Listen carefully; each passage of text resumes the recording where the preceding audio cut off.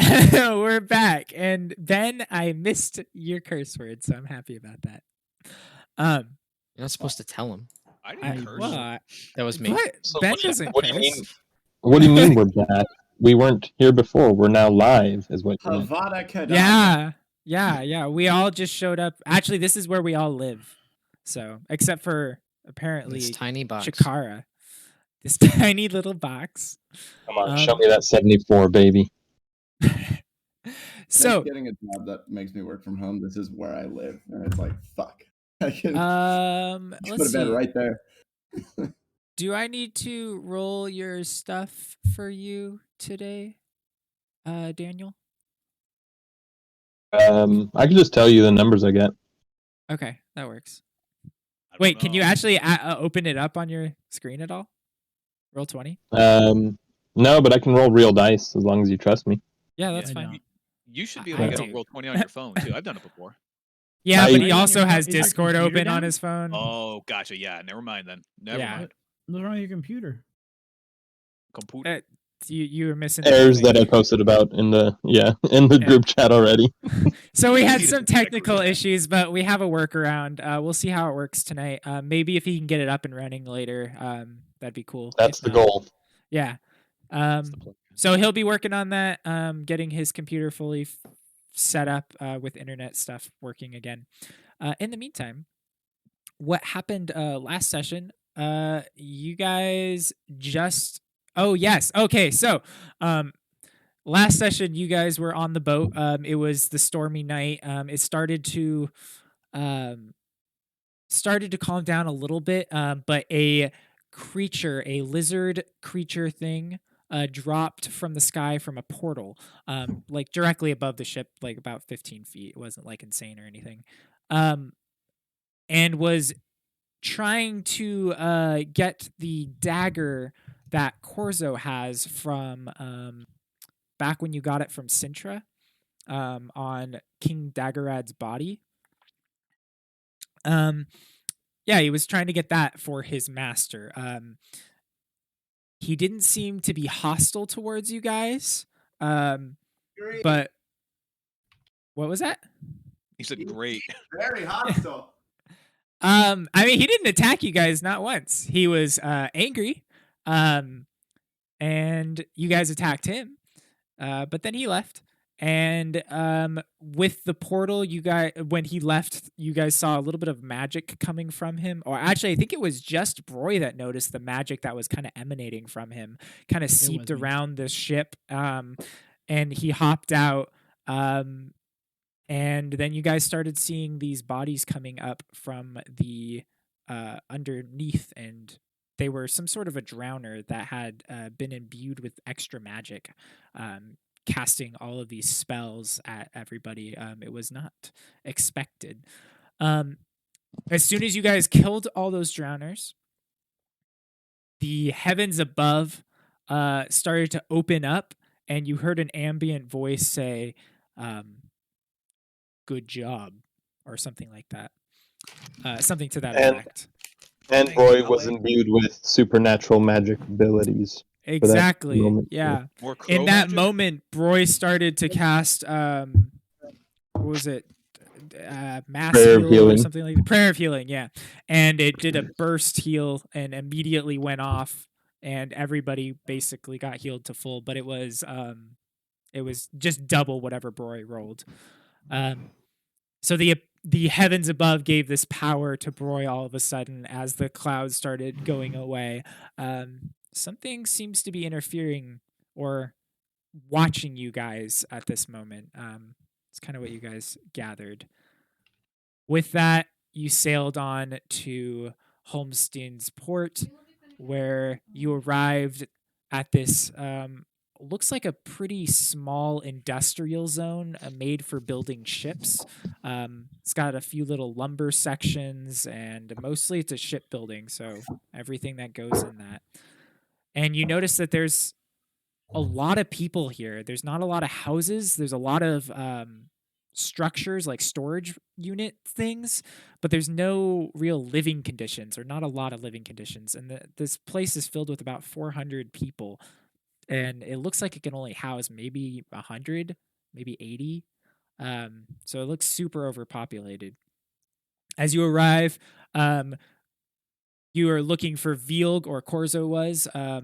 That Joy was the woman that you guys helped her boy. You met Vilg, finding out that he is cheating on his wife and wants to not go back to Undvik and to be with her. Corzo took the money that was offered from Vilg, and Vivian then made sure that he couldn't be with the woman that he was with at this particular moment, the young girl, by That he couldn't prey on a young woman. yeah, by like double backing on Entrapment. things. Entrapment. Yeah, that's the word. That is the word. It's exactly the word. With that, Polaris noticed somebody amongst the crowd that was kind of eyeing up the ship as you guys were arriving. Polaris, being polite to everybody, kind of said hi to some of the people as he was walking and meandering through the crowd. You guys kind of lost contact with him, but Polaris started following this girl up the mountainside and avoiding the entire party altogether.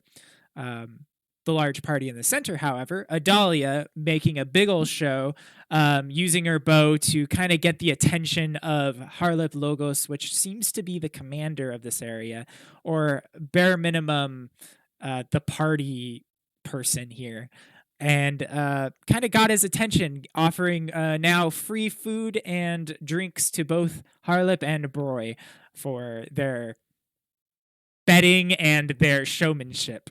So that is where we left off. We're going to bring it with Corzo coming back. Well, Vivian is just going in and Corzo is coming back and trying to find Sevatar, talking to Sevatar.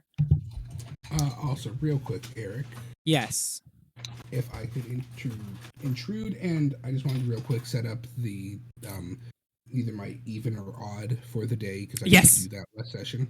Yes, so go for it. I'm gonna do a quick D4 and odd. Okay. Cool. Let me make sure that we do everything else that we had marked for the next session. Daniel. The last thing, I don't know if you can see Roll20. The last thing you wrote was changing to Chikara. Yep. Yeah, okay. Also, my messages. Me? Daniel. Not me. And let me get the music to go. Thank you, Ben. But yes, I did have music. I didn't want to do it for that first part. Yeah, I got you. Go with this one.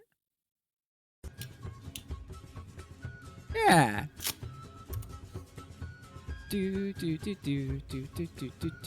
All right, cool. So Vivian is right now talking to the man over on the corner where Corzo was talking to earlier. Corzo, you're coming back and you are finding Sevatar. Sevatar has just gotten off the ship and is kind of just taking stock and viewing everything, trying to figure out the lay of the land, figure out where he wants to go first. You see him leaning up around where the rest of the older people are chatting, where Ferret just came off the ship and kind of beelined to. But he's kind of off to the side, leaning up against a wagon and a crate. But he's about 10 feet away from the rest of them.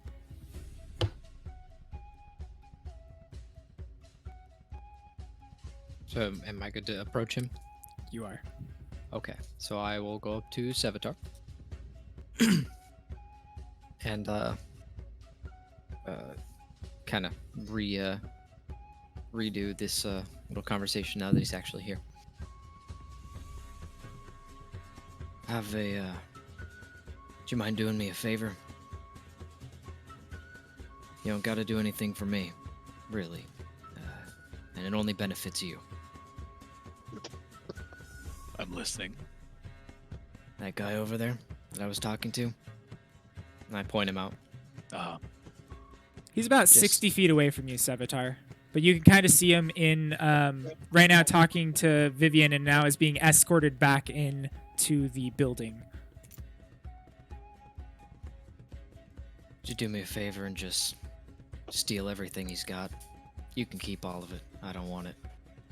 I just don't want him to have it. Does the guy look important or intimidating at all?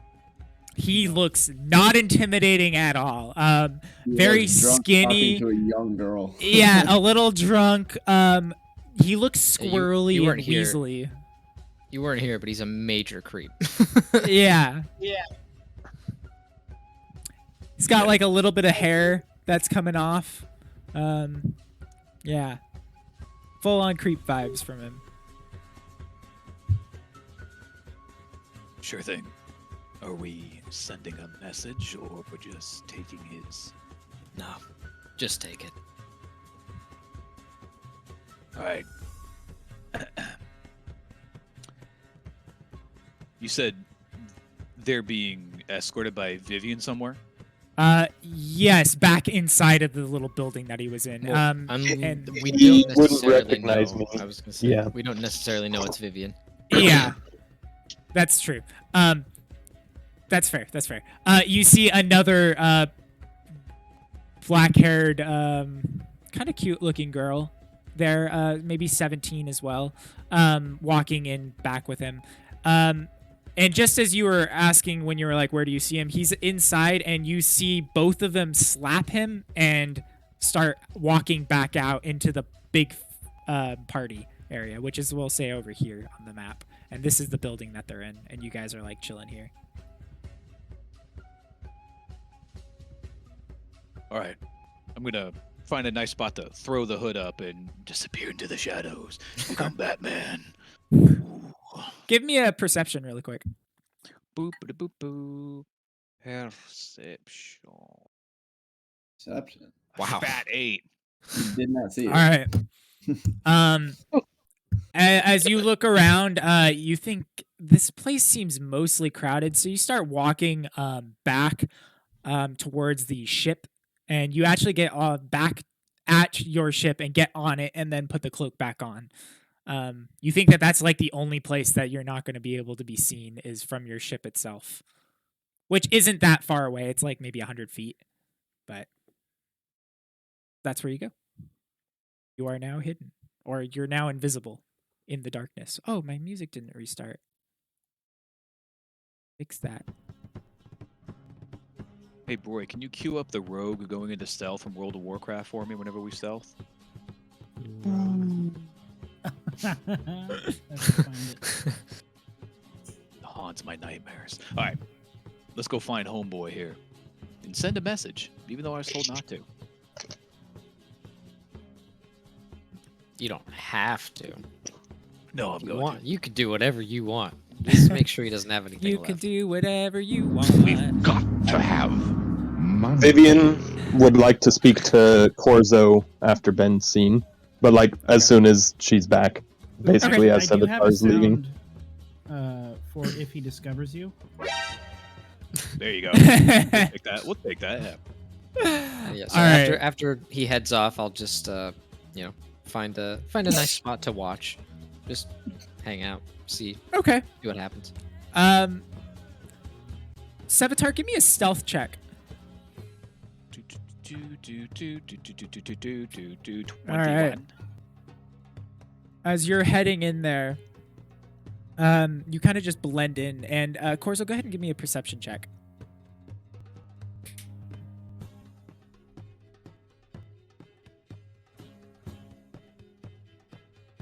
All right. Wow.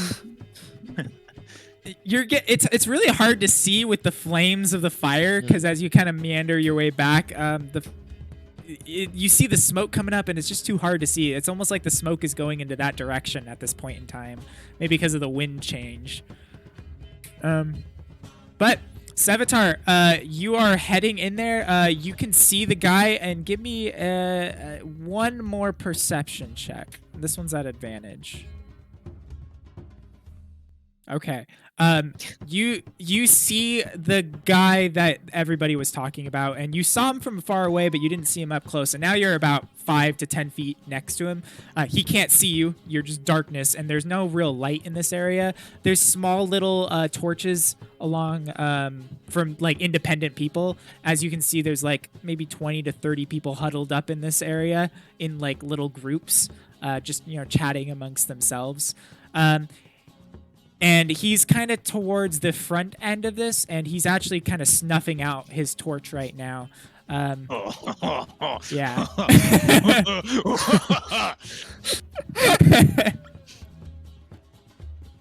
He is standing up, and he's stuffing it out, just smashing it, rubbing it in the dirt. Is he near an entrance to a building? He is about 10, 15 feet away from the entrance of the building, yeah. Oh, I'm gonna pull out my sack real quick Okay. and just kind of, mutter a few What? little Wait, phrases to hold myself. on. What sack? Are you gonna Batwing My him? inventory. Okay. No. I was just checking. No. You're gonna Batwing him, right? You've been teabagged by a ghost before. Hey, thanks, Bloom. We call these my booberries. Ooh. Thanks so All much right. We for all the die. You either resubscribe. kill yourself or So, get killed. Kill. Boom, boom. What you gonna do? All right. So I'm gonna pull out my let's call it a haversack out of my inventory real quick. Okay. And what I'm gonna try to do, again, as I'm kind of like whispering to myself, I was born in the dark, molded by it, right? Is get behind him with the sack and get him around the head and yank him inside and close the door real quick. And Basically, scream. Okay. So it's not it's all right, Justin. We're gonna have you I'm calm done. down with I'm the done, I'm buttons. done. That was the last one. It's more of like this. It's not necessarily a door. It's like a big entrance, as you can kind of see here. This is kind of what it looks like. So it's kind of just like this big old entrance here, where they would bring in full-on ships and stuff. Yeah. But you can still do everything else. Okay. Yeah, I'm gonna pull out my bar of soap and the sack, and try Okay. to stuff the soap in his cornhole, and then sack over the head so he can't scream as loud, and then yank him inside. Okay. Give me. Just roll me an initiative really quick. Just the number, or a dex check or something. I just want to see how fast you do it. Okay. Sleight of hand. That would be the answer. Sleight of hand. That's Is the that skill your final check. answer? Yes, that's the skill check. All right. 20. Okay. 20. So you do all this, and you hear a quick from him as you, swing Hand this over soap mouth, and hit. yeah. Yeah, everything. It was just a quick instance. Nobody hears it. Nobody sees it. Are you trying to steal anything from him? Not yet. I'm gonna have some choice Okay. words for him. Okay. So, yanking him within. I'm gonna hold hand over mouth, and then hold dagger, and then invert it and hit him on the head with just the hilt real quick. Make Okay. listen here, you piece of shit.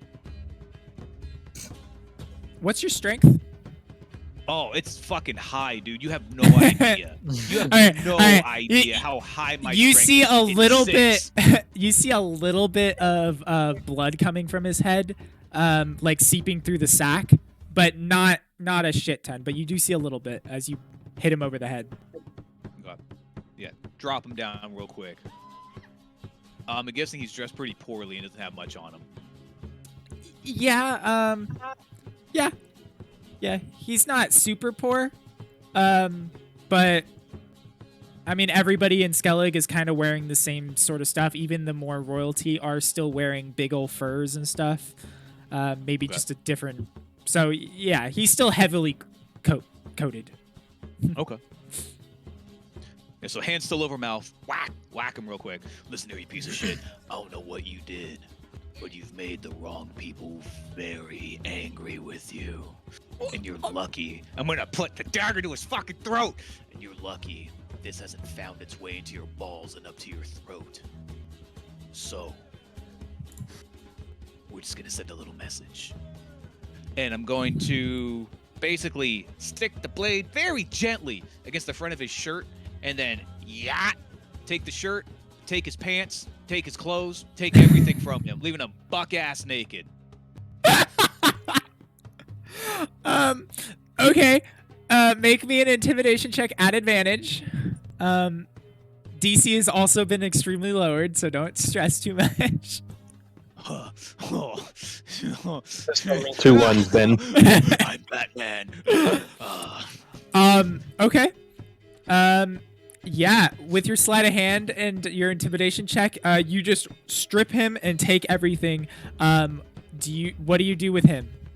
He is now butt naked and he's freaking out and he's shivering. Yeah. Man, this guy's constitution is shit. Yeah. I'm gonna again hand over mouth or raise hand slightly, pull bag overhead, hand then returning to keep soap in mouth, right? Uh-huh. Just showing him that there's nothing there, basically. Because I think I'm still invisible, correct? With the cloak. You and are everything? still invisible. Okay. Make me an athletics check at this point, though. Ooh. Could I cartwheel instead? That's No, right, because 16, at this point he's trying to fight back a little bit. Oh, okay. At first he was not afraid. I mean, at first he was just thinking you were. Oh, okay. You know what? He struggles a little bit. You can see him flailing about, and then you just kind of slam him back against the wall. Could I pop his nose with Yeah. my the end of the dagger again? Just kind of like break it real quick. You hear a crack from it. Ooh, I like that sound. I like it real nice. It'd be a shame if that wasn't just your nose. It could be your arm, your leg, or perhaps I'm gonna hold the blade to his pee-pee real quick. It could be this, because I'm sure this is what's getting you in trouble, isn't it? You motherfucker! And then I'm gonna let it go and disappear. Do you actually leave, or do you just like step back and stare and watch? You Oh, yeah, are I'm just still stepping back and invisible. watching. I'm Okay. just stepping back and watching. He immediately takes the. Well, actually, at first he starts running, and he just kind of. Whoa. If we got somebody in chat, can you roll me a d8? Can you just run See if into a anyone wall and does. that's what actually kills him? Yeah, right.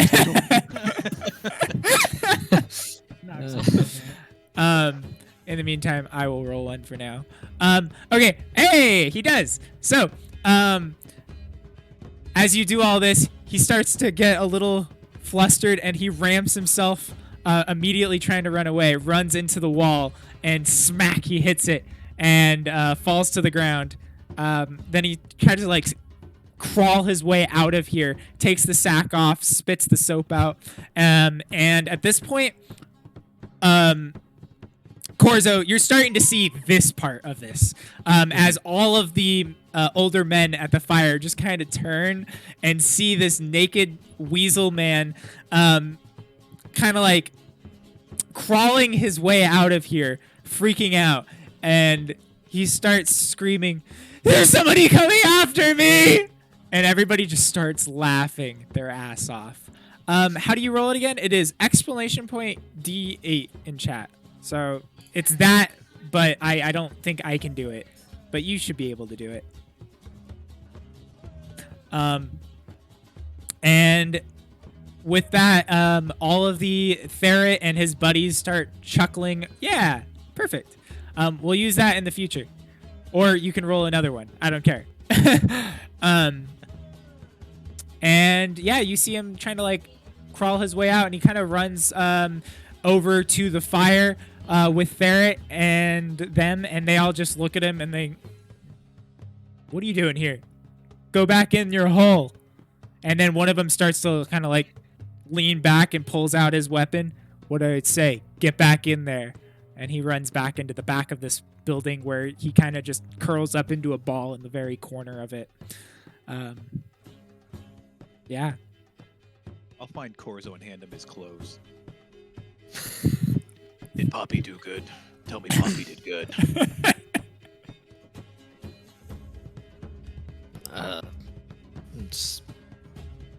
Honestly, a little so more right than. now that guy is just over in the corner. Honestly, So a while little that more was than- happening, I was gonna have a conversation with Corzo as Vivian. All right. D&D I'll- question: can you die from hypothermia? You can. Oh yeah, definitely. Yeah. Exhaustion, yeah. Yeah. I don't think so. How soon is this guy dying from hypothermia with no clothes on? He's surrounded by enough people that are not trying to beat him up. So other They're not people trying to will kill him. start. Yeah. People aren't trying to kill him. He's a piece of shit, but yeah. So after a few minutes, somebody will go over to him and offer a cloak, small cloak of theirs to him. But No, I'll, no, I'll let me- say let to me- Sevatar, let me. I want to do this part. a little more than I had anticipated, but that's just fine. All right. I'm gonna go find some bolts. I'm gonna fuck off and see if I can just find crossbow bolts. That's Anyway. it. He should have Okay. had. He should have had some money on him, which I did tell. At least Sevatar 10 he gold, had. yeah. Oh yeah. Yeah. It was in the clothes that I handed to you. Yeah, I'm assuming I'm just gonna hand him or hand you all of his stuff. Yeah, he specifically said he I didn't was like, have anything to do with it.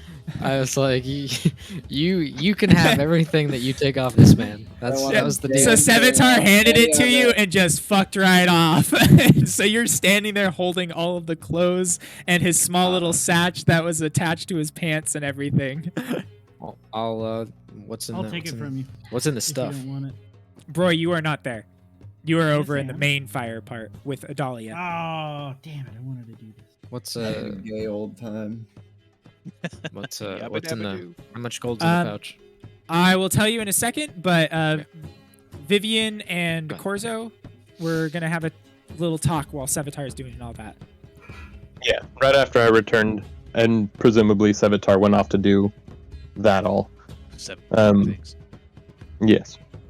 So Vivian will return for her things, which she had given you to hold for her while she was shapeshifted. Right. All her weapons in her bag and all that shit. And she'll just say, she'll look around a bit and say to you,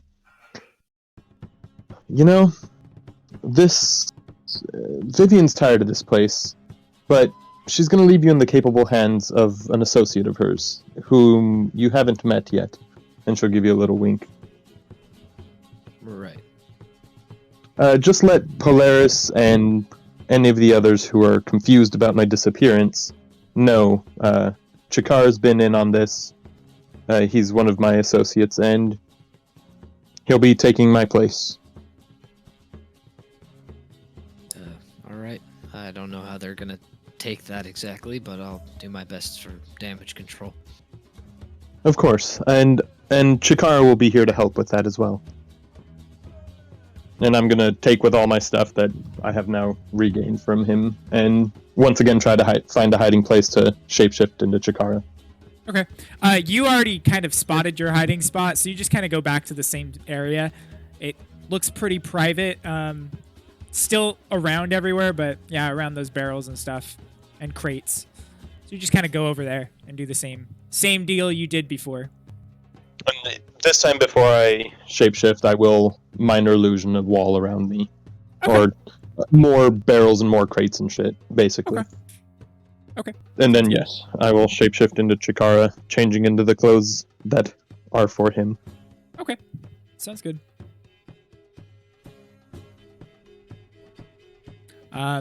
Sevatar hands all the stuff to Corzo, and Corzo is just sitting there holding it. At this point, Chikara is fully shapeshift and ready to come back in if there's anything you would like to do with the rest of that. Does Corzo appear to be, like, perplexed by the things he's holding? A bit. He's like, told him he could have them, but okay. As you know. Chikara walks up, he'll... Hello there! Corzo, right? Yes. You're Vivian's friend. Indeed, indeed. What's all that stuff? The personal effects of a really shitty man. Literally the clothes off his back, huh? Yeah, I guess so. Fair enough. I know just the place for these if you don't intend to keep them. Nope, just this. And I'll pluck the little pouch off of, I'll make sure there's nothing else in them, but I'll pluck the pouch off that I know has the gold in it. Okay. I'll take the stuff, all the non-valuables basically, and carry them over in my arms to the bonfire near Okay. near the one dude and Adalia. Perfect. And I'll throw them into the bonfire there and then start joining the revelry. Okay, so the larger one. Okay, so you gotta fight through the crowd a little bit, but there's just so much bomb. It's a massive fire, probably about 15 feet tall or 10 feet tall, that there's just stuff being thrown in it all over the place. And Corzo, as you look in the pouch, you find about another 25 gold remaining. 25? Yeah. You think that the pouch that you kind of guesstimated how much was in it, you were a little off. Mm-hmm. Oh, But in the math, it's hard. Yeah. 723. All right. Adalia and Broy, at this point, you have just cleared Right one of the back. benches. Okay. You've cleared one of the benches, and Broy, you started saying, let's have a drinking game, and all of these drinks are being brought over and laid out on this bench. About 3 drinks wide, or I guess, the seat. And then it goes across about 10 rows as people start loading it up. And Harlip goes, all right, who's competing? And he's looking at you, Broy. I'm doing it. Well, Let's of do course it. you're doing it. You're the one that started the games. What about your bow friend over there? Medalia. Adalia is just standing up from the cup that she just caught. I'm still looking for that colleague that I came over here for. That can wait. I'm sure we'll find them. Oh, I Come don't wet your know. whistle. I've never had a drink. Neither have I. This will be fun. Other than Oh, this will be strong for you two. This isn't even a competition. you hear that, Adalia? And That is one not of a the competition. larger dudes from around there comes over. That's fine. Oh, This you're isn't- gonna have a game without me? And he leans down on the bench and he's like, all right, let's do this. As soon as Chikara has dumped the stuff in the bonfire, he'll turn to the scene there and raise his hand and rush over. I'll partake in this. What are we wagering? Another newbie. Wagering. I forgot. There's rules and people can make money off of drinking. I was just here for the drinks. So whatever. That's what I'm thinking. Then I'm here for the drinks too. I don't care what we wager. Here, have your first shot. And he hands you a big old pint of beer. Get yourself started.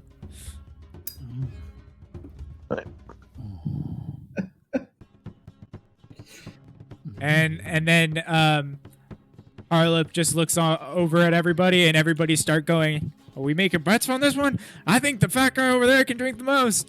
And then there's like this one person that's like, I'm gonna go for the skinny woman that's never drank before.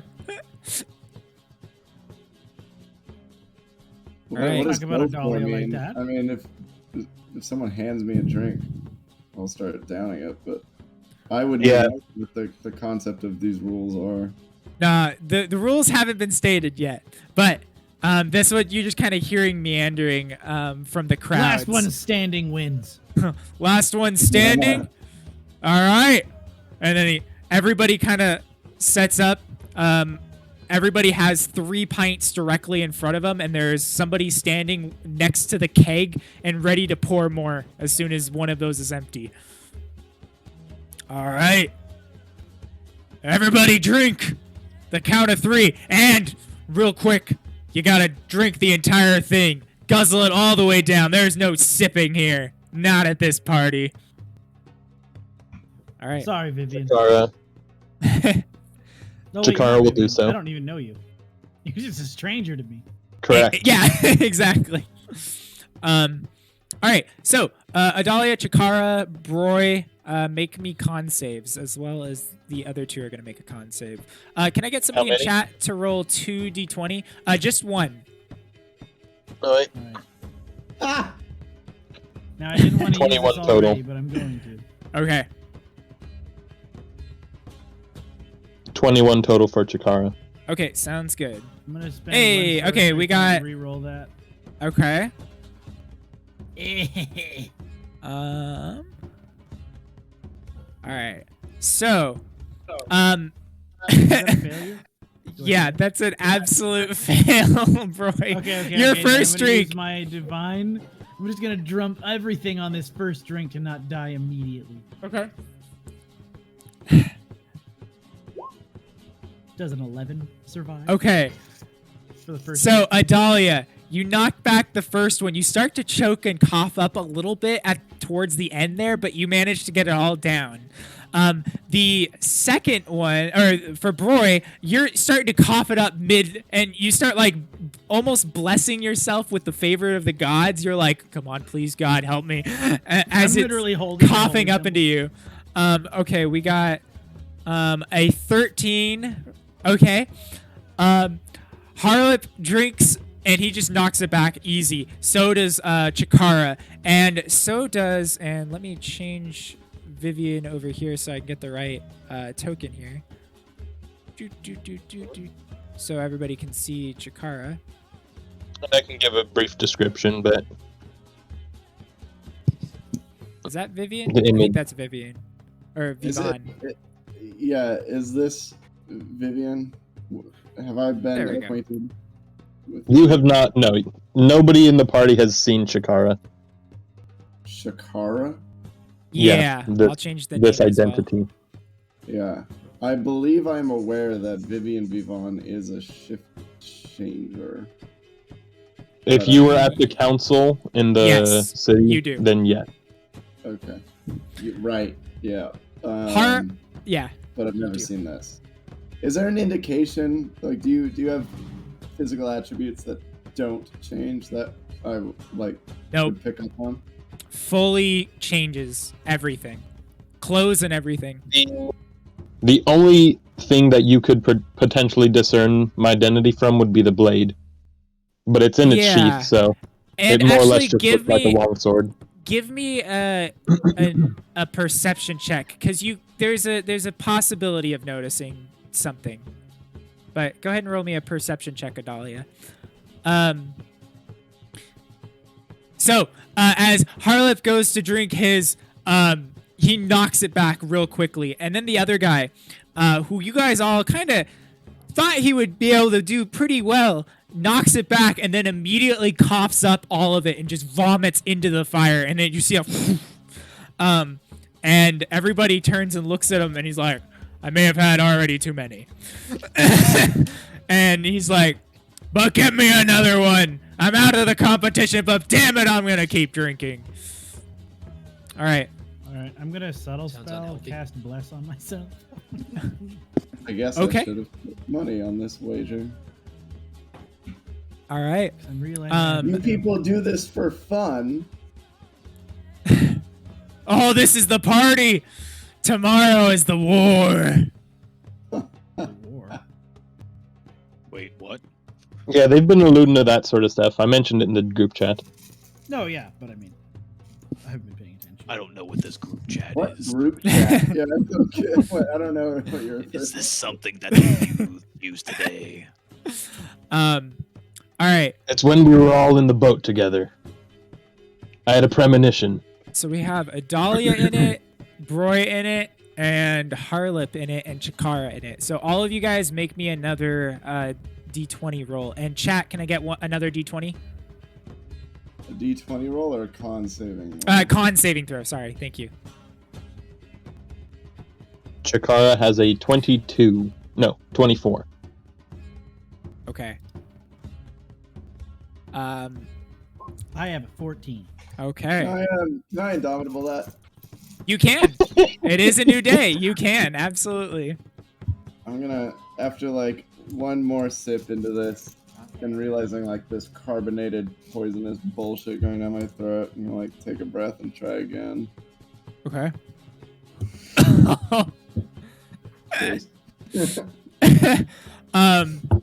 Yeah, you start to knock it back, and in fact, you try to tilt back and make it so it appears like it's all the same. You go back really quick to try to breathe quickly, and then you knock it back again, hoping nobody catches. But somebody catches you and starts laughing, which actually causes you to start laughing. And while you're drinking this, you're laughing and coughing it all up. And you are knocked out of the round, as now you're just starting, and you have to pull the drink all the way down. You just start coughing it up.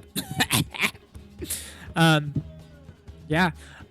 Jesus Christ. Harlip goes to take his second, and he goes back, and it just immediately spills all over him.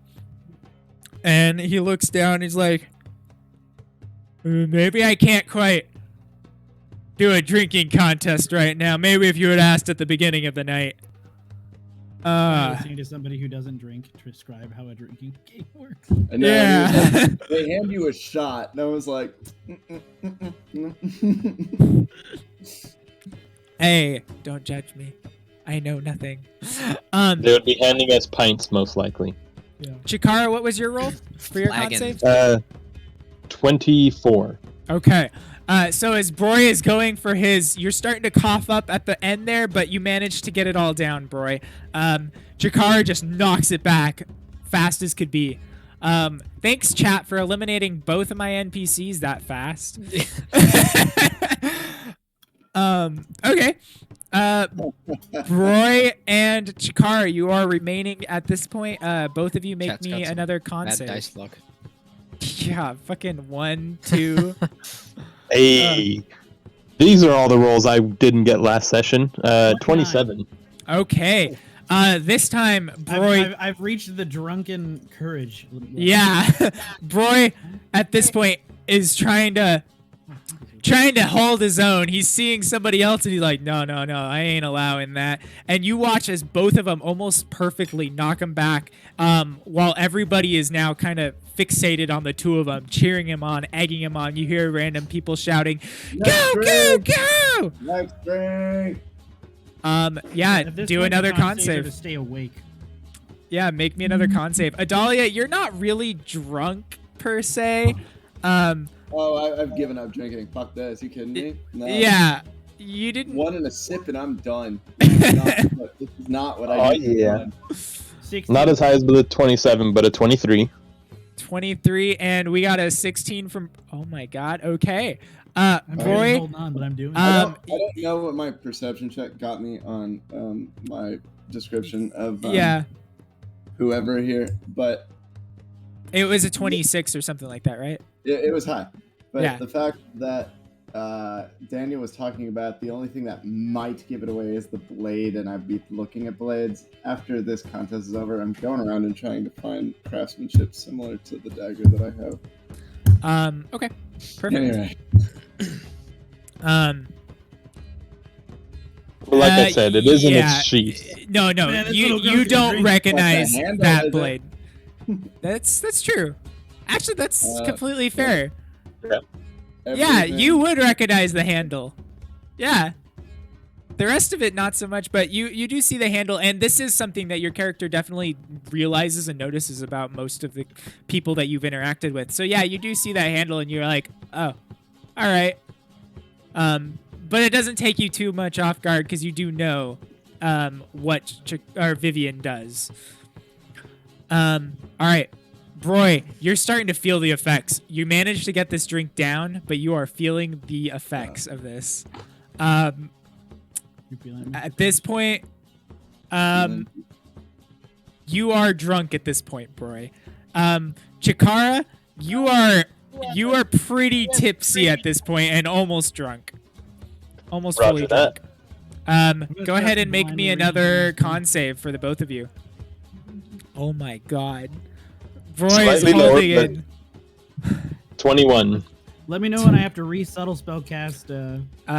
You don't need to yet. You absolutely need to. It takes you. Yes, you absolutely have to. All right, Roy, you drink this one, and you're starting to stumble with trying to find the next cup, and you pick up an empty cup. As somebody like takes it back and is like, no, this is your next one. Chikara, at this point, you're starting to feel drunk as well, and you do knock it back though. The two of you haven't vomited, but both of you are drunk. Go ahead and make me another save, both of you. DC is 20 this time. Before we drink this next drink, Actually, 21. can I get an amen to pray, Lord? Our God of light. Is he petitioning me Pray to specifically or Freya! just everybody? And everybody just cheers, Freya!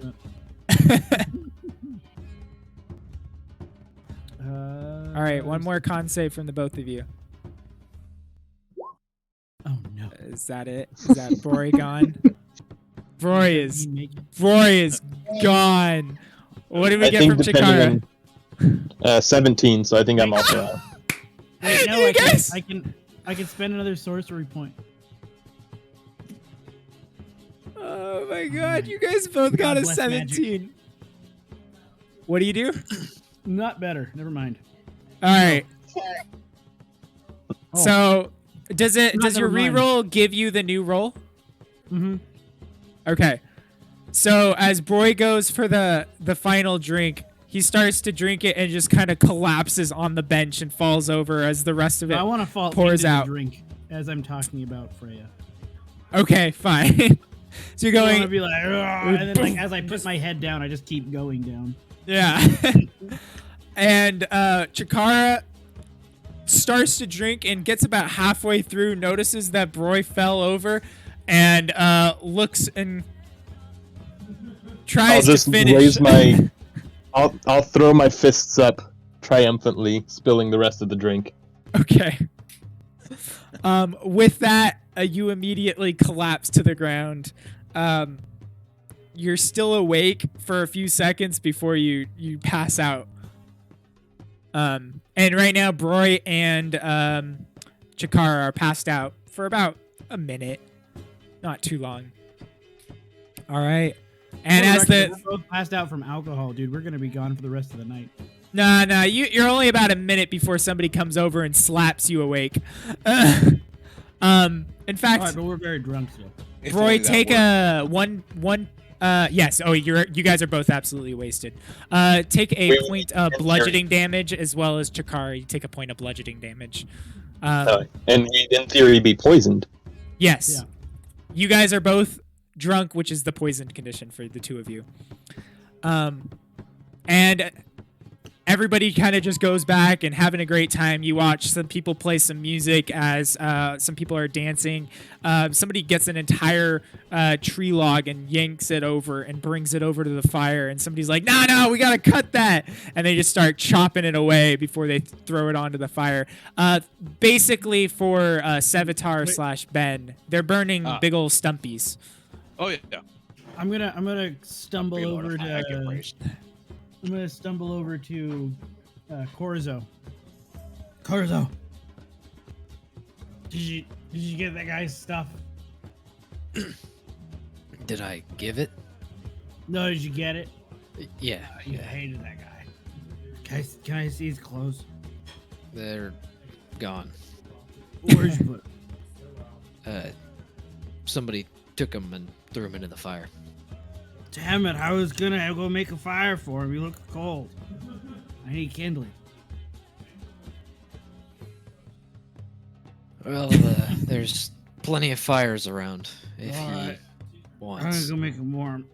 I'm gonna go stumble over and grab a torch. Think you should get to Light it. bed. I can get to bed once he's warm. All right. We're going to move on to Polaris. Polaris. How at this point we're going to change the music a little bit, and we are going to. I'm going to move you over. Oh, I can't really move you that well. This may not work as well as I wanted. Oh well, everybody will get to hear it then, for now, until I figure out a better way to do this. Okay, Polaris. You can have us honor system it and just deafen. I was Oh, gonna yeah. say, You want to Oh, talk wait. to players visually, but if you move channels with you and him, it's gonna ruin your stream audio. It'll ruin the stream cameras, is what it'll ruin. All now, right, everybody. I know it's I'm gonna D&D. deafen. I know it's hard, but we're gonna have to use our imagination for this. Yeah, no, And- it's fine. It's and- fine. You guys can hear it. You don't It's have to fine. tell me to mute Ben twice. Yeah, you don't want to listen Alright. to me anyway. I'm gonna Polaris. AFK. Okay, I'll that's be fine. true to form. All right, Polaris, as you are following this girl up into the hills, how far back do you stay?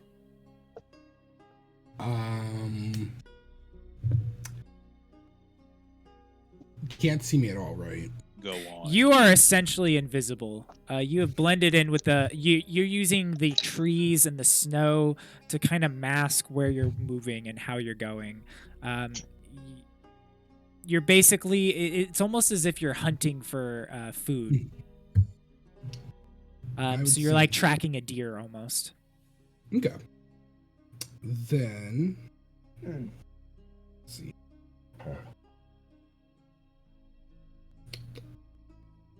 Okay. I'd say about 30 feet away then. Okay, it's fair. After about 5 minutes, as you're scaling up the side, you can hear the noise from the bonfire, but it's very muffled. You could see the smoke and the flames from over there, but it's very it's getting very small as you're starting to head up into here. She actually lights a torch and is following a path that it seems like a pretty consistent path at this point. But then she looks around both ways, and then she goes into the shrubs of this one spot. Yeah, especially as we're going into the holiday season. Yeah. Let me mute that from Daniel, because that was loud. As you are going up and you see this tree, you notice that with your perception, because you rolled a nat 20 before, you had a 29 or something like that. You notice that these leaves and this branches have kind of moved quite a few times. You can almost tell that this is a path that not many of the people take, but it has been used a lot. It looks like an old trail that once existed but has been covered up over time. You're following her up, and you get off to the cliffside, and at this point you can kind of see the water, the ocean, and you can hear the waves crashing up against this cliff side. And you're following about 30 to 40 feet, depending on how the trees are, different hiding spots you can find. And she approaches, and show you what it kind of looks like. She approaches this stone. That's kind of, it's almost like a pillar that goes up about 8 feet, maybe 7 feet, and there's a circle in it. You've seen these across the across this entire area from time to time. You've never really approached them. They just kind of look like weird misshapen rocks from a long time ago, maybe some ancient ceremonial thing. And she kneels down at it, and you actually see her pull out a little candle, light it, and put it in the center there. And I'll pop up this image so you can see what it kind of looks like. It kind of looks like that. That type of stone, you know? Okay. Obviously it's dark and nighttime, but she sits there, and give me one more perception check.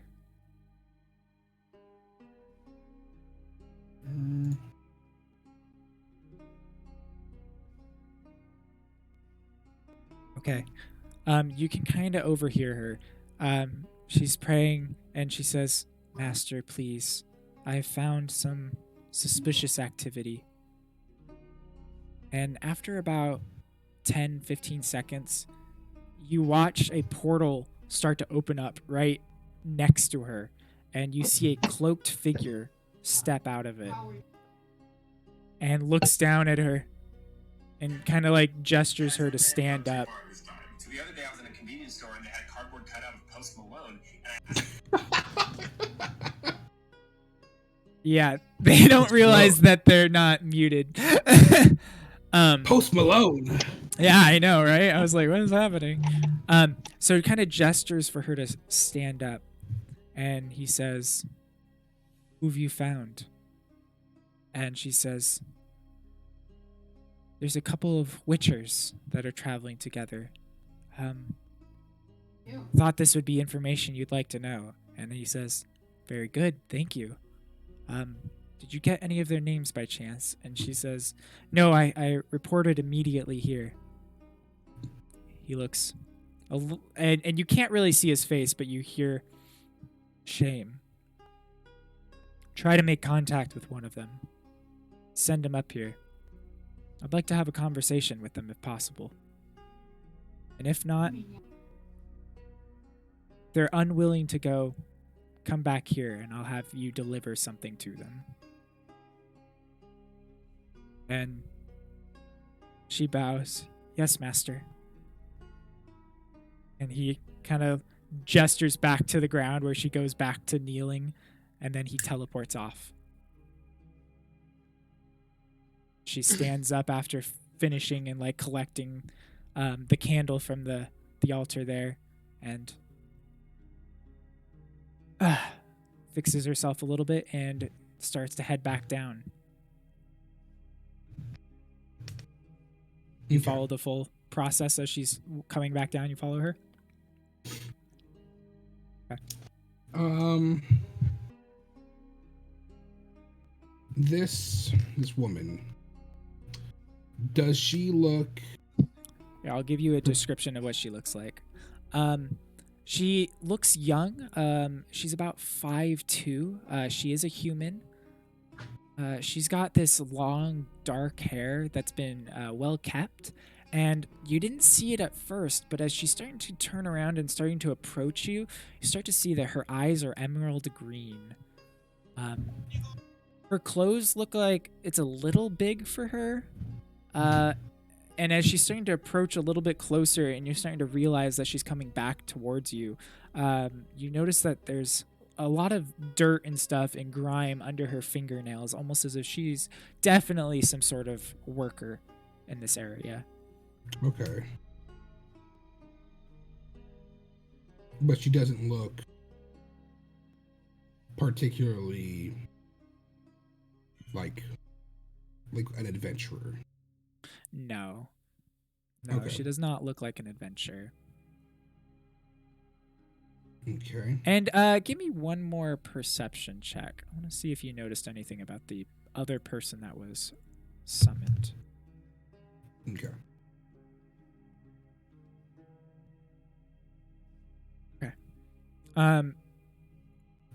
At one point, you saw the side, and you noticed that the other person that was talking, the hooded figure, has very pale skin. Okay. That's the only detail you caught. Okay. Sounded male as well. Okay.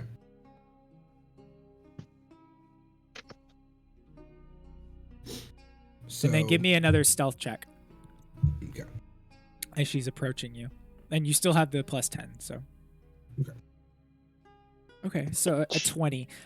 This time you kind of analyzing and seeing her figure as she's starting to approach you and kind of taking your eye, you realize a little late that you need to find somewhere because she's coming back this direction. But you manage to kind of like scoot around and into the bushes without being heard from your silent steps. And she for a second turns and looks in your direction as one of the leaves kind of caught her attention as it was moving. She kind of waves the torch over there, but doesn't see you, and then starts to head back down. And you can follow that safe 30 feet away as well, or coming back down. Okay. Yeah, I will. Right. I will follow in silence then. Okay. And at this point, you're starting to arrive about another 15 to 20 minutes later. So you were gone for maybe 45 minutes in total, maybe even 50 minutes, which is just about how long your spell lasts. So it's starting to wear off right at the end there. And with that, we will bring everybody back in. So I'm bringing you guys back into this, but I can't do anything about Mr. John or Mr. Justin. Hey, he is back. Okay, cool. Damn it, So- I can't get a picture of it. Ian. You guys are all back. All right, so what's up? And with that, you guys are all coming back. The fire is starting to die. I guess it's kind of still going, but people are starting to get ready. Some of the soldiers are starting to kind of head over towards their little spots and put their weapons down and getting ready to go to bed. Some people are loading up the boat one last time, and some people are sleeping on the boats. For the most part, the whole party scene is starting to die down. It's been going on all night, and Broy and God, I can't see the name. Chikara. There we go. You two are still drunk, tired, and seeing everything get kind of cleaned up. Harlip looks at you guys, just kind of everyone in general, but more so everyone as the party in general, but more so Chikara, Adalia, and Broy. He's kind of looking at you guys going, well, we don't really have any places for you to stay. You're welcome to stay on your ship if that works for you, or you can find anywhere to lay around. The guy. I have my own bad roll. Capturing contest. Sorry, what was that, Adalia? Who's addressing this to us? Harlip, the guy who you were trying to impress at the beginning. Seems like the big boss guy. The food and drink that I can have is telling me I have nowhere to stay. There's nowhere to sleep. Yes. And he's specifically saying, as you are watching people just kind of curl up on the ground everywhere because it's super overcrowded. Opportunistic. And you actually see him. He's got a small little tent, and he starts to kind of head over there, and he turns back and he says, if there's anything you guys need, don't hesitate to ask. Thank you for bringing the ship in. Therit said that you guys were the ones that stopped Dunvik and the invading doom of it. Well, hopefully that lasts forever, but we're not gonna rely on that. We don't need to. Where are you going? To sleep. Here, come by my tent. We can have a little bit of a chat there. I appreciate the offer, but I'm more married to God at the moment. All right, go rest. I appreciate it. He's gonna fall asleep in the chair. Okay, all right. Sevatar, you were going around taking stock of some of their weapons and picking up some crossbow bolts as well, correct? Yeah. Mm-hmm. You found their arsenal. Mostly they don't have crossbows. They have a lot of bows and arrows, but you do find a couple of people that used crossbows, and you find their stock. It's about 100 in total there, a supply of them. There's a lot of arrows, but only about 100 crossbow bolts. And it's just kind of on a rack. It's not like it's in the open, so you can take it. But there are people around. Do they have any silvered ones that I can see, or is there? They do not. Not here. Hawker. Not here. Fuck. You said there were people around, correct? Yeah, there's kind of people everywhere. Yeah. Okay. I'm going to approach at least the ones that are closest to the weapons rack. Uh-huh. Excuse me. would you all happen to know perhaps where I could find some silvered weapons, preferably crossbow bolts or arrowheads? If you just want the heads, we have a case of heads. We don't typically load them up on the crossbows or the bows unless we really need them, but we got a case of them. You should check with Harlip to make sure that you have access to them, but we do have some. He might be willing to part with a few for the right price. I'll go ahead and do that. As I'm turning away, turn around again. Oh, I am completely broke. is there some sort of battle or war that I've been hearing of that's supposed to be occurring sometime soon? Yeah, tomorrow we actually head out, take back Ehrenbjorn. Sorry, take back what? Ehrenbjorn. It's just north of here. It's a coastal city. You're really not from around here. You will be going through there. It's not the city that your end game is, at least right now. Your end game city is, let me pull up notes. Detroit. Yeah, how did you know? No, it's Kertrode. Oh, right, okay. Yeah, that's your end game city. Right. Alright, I'll go ahead and have a conversation with whoever your metalsmith is, if you even have one. It's not the metalsmith, it's the leader, and we may need them for tomorrow's siege. So it's really, well, just go have a chat with them. I'll do that. Thank you. Welcome. So, I'm gonna go just let the old team here know that, like, hey, by the way, apparently there's a war or a battle or a siege taking place tomorrow. When he comes up and tells us this, is Haran still with us, or did he leave already? Harlip is around. He's more around his tent right now, so he's not right next to you guys at all. Unless you want to be there. He's next to his tent.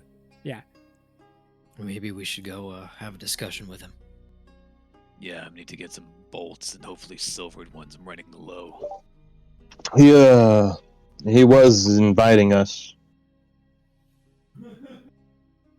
Set Well, up I'd hate to be rude. for the night out by the boat. Sorry, did this get done when I went away for a couple minutes? The introduction of Shakar to everybody else, or no? No, there's no interruption. Okay. Interaction. That word. Introduction. Yeah, I'm just assuming he's another, like, Skelliger here. How much time has passed? It's been about an hour since the whole drinking thing and everything like that. Close to. Now, so you two are still pretty drunk, but you are you guys are able to make another con save. Yeah. Broy, I did a con save, and then the one that I got a 1 is the one I said when I fall asleep in the chair, and I'm gonna wake up. Okay. 26. Okay. So the I'm two still of you drunk, are drunk, but you are aware of everything that's happening. You're awake, and you know that you still have things you want to get done. Or you've been using every remaining spell slot you have to just attempt to cure your headache. No, I'm a battle mage. I have advantage on on con saves in battle for concentrating on spells. So I believe it's called Not a battle Warcaster, not battle mage. Whatever, same thing. And I'm at this drunk one, leave me point, alone. And I'm gonna Polaris start stumbling over to that guy's tent because I'm gonna vaguely remember him inviting me there. Before I do come back, yeah.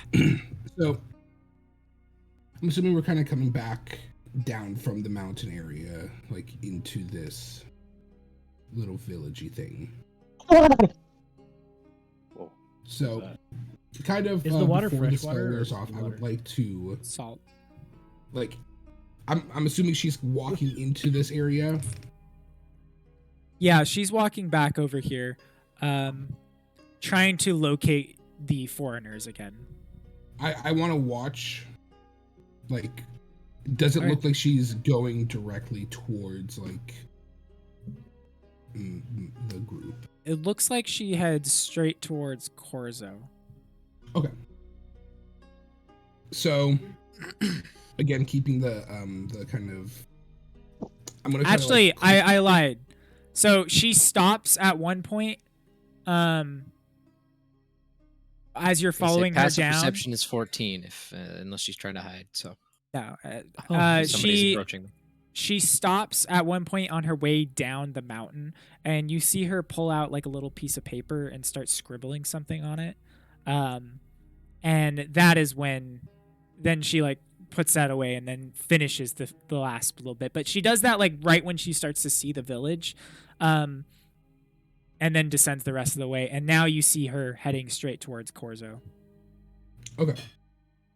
I'm gonna be looking for water on the way over to Let's go talk with Harlop and maybe Chikara and Broy. Oh, I think Broy actually already took off. Yeah, I just kind of like abruptly woke up and then started stumbling away without saying anything. Chikara, you might want to get some rest. I'm feeling better. I just need some water. I think it's important I talk to. With a perception of 10, do I find water? There are some crates right there. The ocean. There are crates. Yeah, You're not completely stupid. Yeah, there's some crates of it or barrels of it, and you get some fresh water. Some water. In fact, a What's lot of over people are drinking water right now as well before they head to bed. Do I Are we notice still said poisoned? mysterious woman you were talking about approaching me? You're poisoned, right? Well, actually, with your both your con saves, as long as you drink the water, you're no longer poisoned. But you still have like a headache, but you're no longer That's good. poisoned. So Another Corzo, time as you you get say the drunk. whole thing about the tent, this woman is approaching you. I don't know if you heard the description. She's short, human, and she's got long black hair, and there's emerald green eyes. As she's approaching you, you can see that she looks like working class. There's dirt in around her fingernails and stuff as she's starting to reach out her hand towards you. And you can see that there's a piece of paper in it. And she just kind of holds it up for you. And suddenly goes to knife. Did I catch a name, by the way, Eric? You did not. Okay, that's what I thought. I kind of look her up and down briefly. Reach a hand out. And she's scared. You can tell she's nervous handing you this right now. Take it. And Oh. as you're starting to open it, she looks at you and she starts to turn and walk away. And with that, we're going to take Hold a... Okay. That's you can still go to break, but Oh, okay. So she starts to turn back as she looks at you. And with that, we're going to take a break. So we will be back in about 10 minutes. So yeah, stick around, guys. Yeah.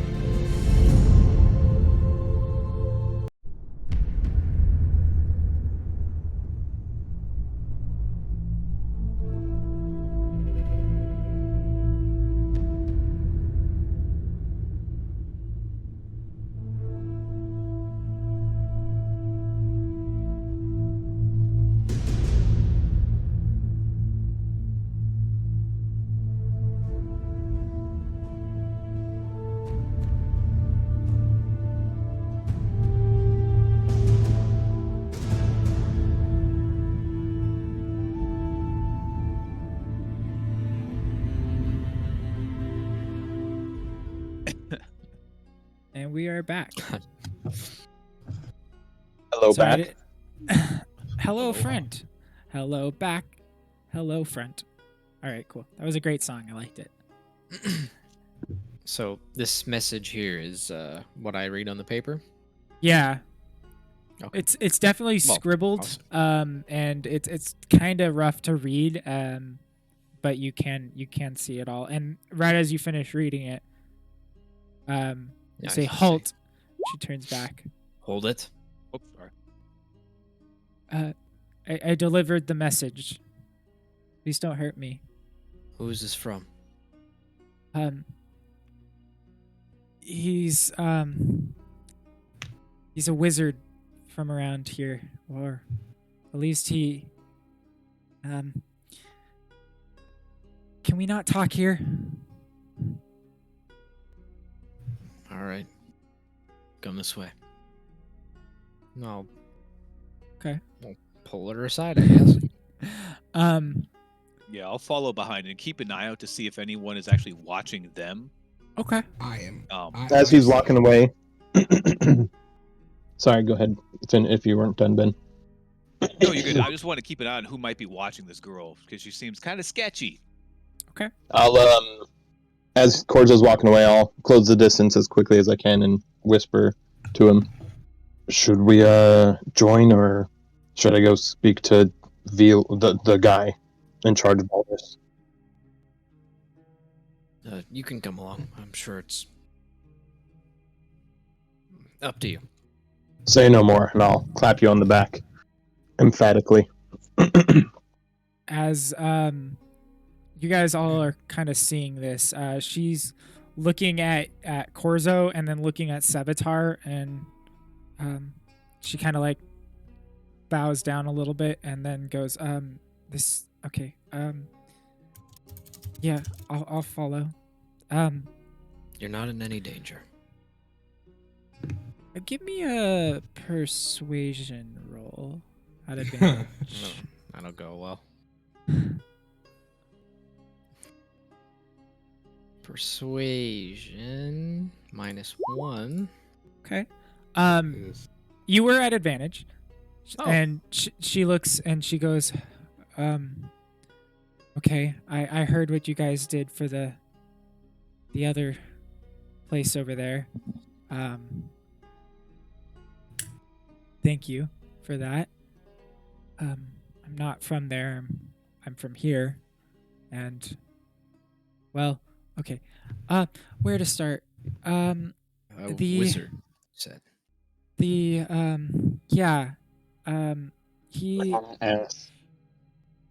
asks me for information, and I try to provide it for him when I am able to. A little bit. Sorry, what was that? I rolled a 13 insight. Okay. Yeah, you believe, and she's very hesitant, and she's a little afraid of not you guys now. She's more now afraid of talking about the wizard. You can see it in her face, and she keeps looking at the cliffside in the distance, and she keeps turning and looking back over there. I'm gonna follow her gaze and Okay. try to see. With what you just read, you can see a silhouette based off of the moon. You can see that there's a pillar standing up on the cliff all the way in the distance. The pillar? Yes, that same stone, like a large stone that's up there. Okay. The one that I popped on the thing, and I'll pop it up again.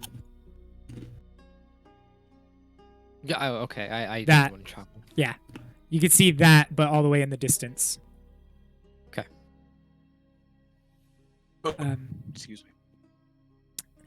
I'm told to let him know if anything unusual happens in the town, and two witchers arriving just before the war or the battle seems very strange. So I informed him, and he wants to meet with you. Your note says from a friend. Have Yeah. I met this person before? I don't know. Maybe. He seemed to want to get in contact with you. He seemed to know who you were, but he knows a lot of people. Does this friend of yours have a name? I was gonna say, is this ringing any bells? Like a wizard that we know? I don't know his name. I'm not privy to that information. Can I roll like a... in my head, for some reason I'm connecting this to Roland, because like putting the candle in the window, is that like a Give me thread? insight. Is that a thread to follow? Yeah, you're connecting it correctly here. Seems oddly suspicious. You do know that Roland had contacts throughout all the lands, and he was using it as like his own spy network. That's how he got hired into Sintra to begin with.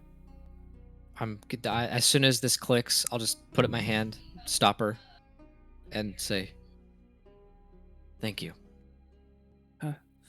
Thank you for your note. Thank you for You're the welcome." message." And she kind of like nods and stands up and starts to kind of not run, but like quickly and briskly walk away. I'm going to try, and before she can like run away, kind of like just like block her path and like hold on. Sir, I didn't know you were here. Now, before you run along, do you know any details about this pale man that my friends might need some information on? And I'm going to like a firm, like, you know, like when you like grab like firmly on the shoulders. Mm-hmm. I'm going for like intimidation. Okay, go ahead and roll me an intimidation. Ask for consent first.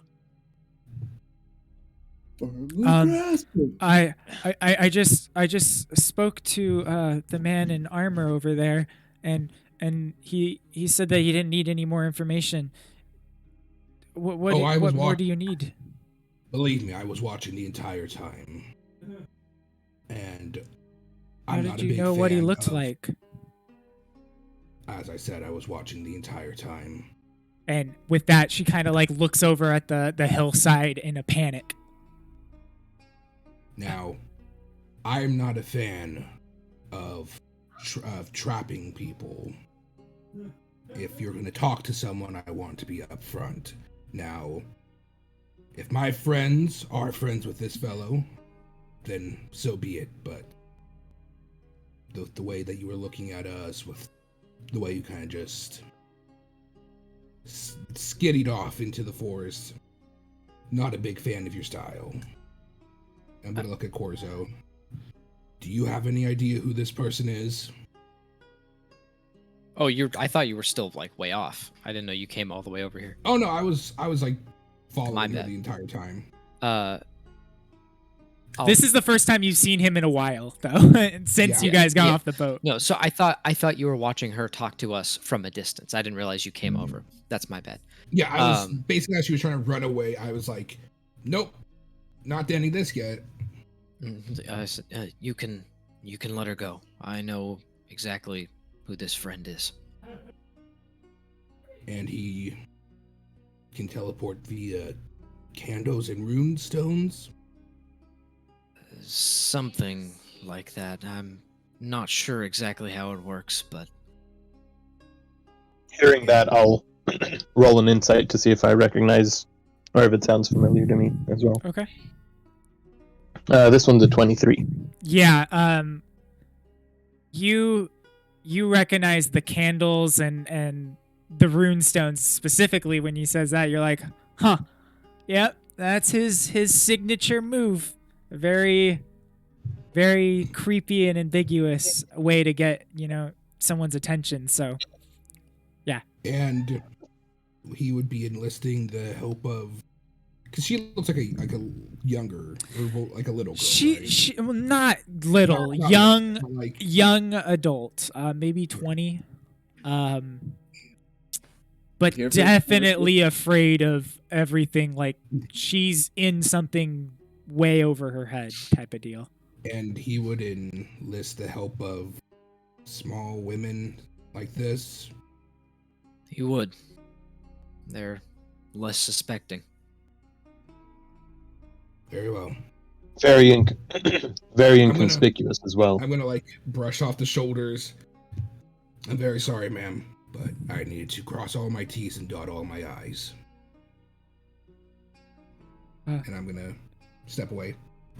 And she's gonna this time not. So the other ones, she kind of like did a little bow, but to Polaris, she does like a full-on bow to you. Thank you, sir. Thank you. And No. and then she looks back and she says, "But please don't tell anyone about this, sir. If anybody found out, I could get killed or worse." I'm gonna take one of the pine cones out of my pocket and hand it to her and say, "Your secret is safe with me. Keep this on you at all times." Okay. And she's gonna hold the pine cone, a little confused, but also like trusting in your sage wisdom, and faith from all the folklore about you that's kind of spread throughout the land. So, okay, and then kind of goes off and into like a small section where it is her own area. Or Are we something. talking like chicken egg sized pine cone or like softball sized pine cone? Or something worse. Yeah, I'd say softball sized pine cone. General Okay. Sherman pine cone. That motherfuckers, yeah. Yeah. So, Well,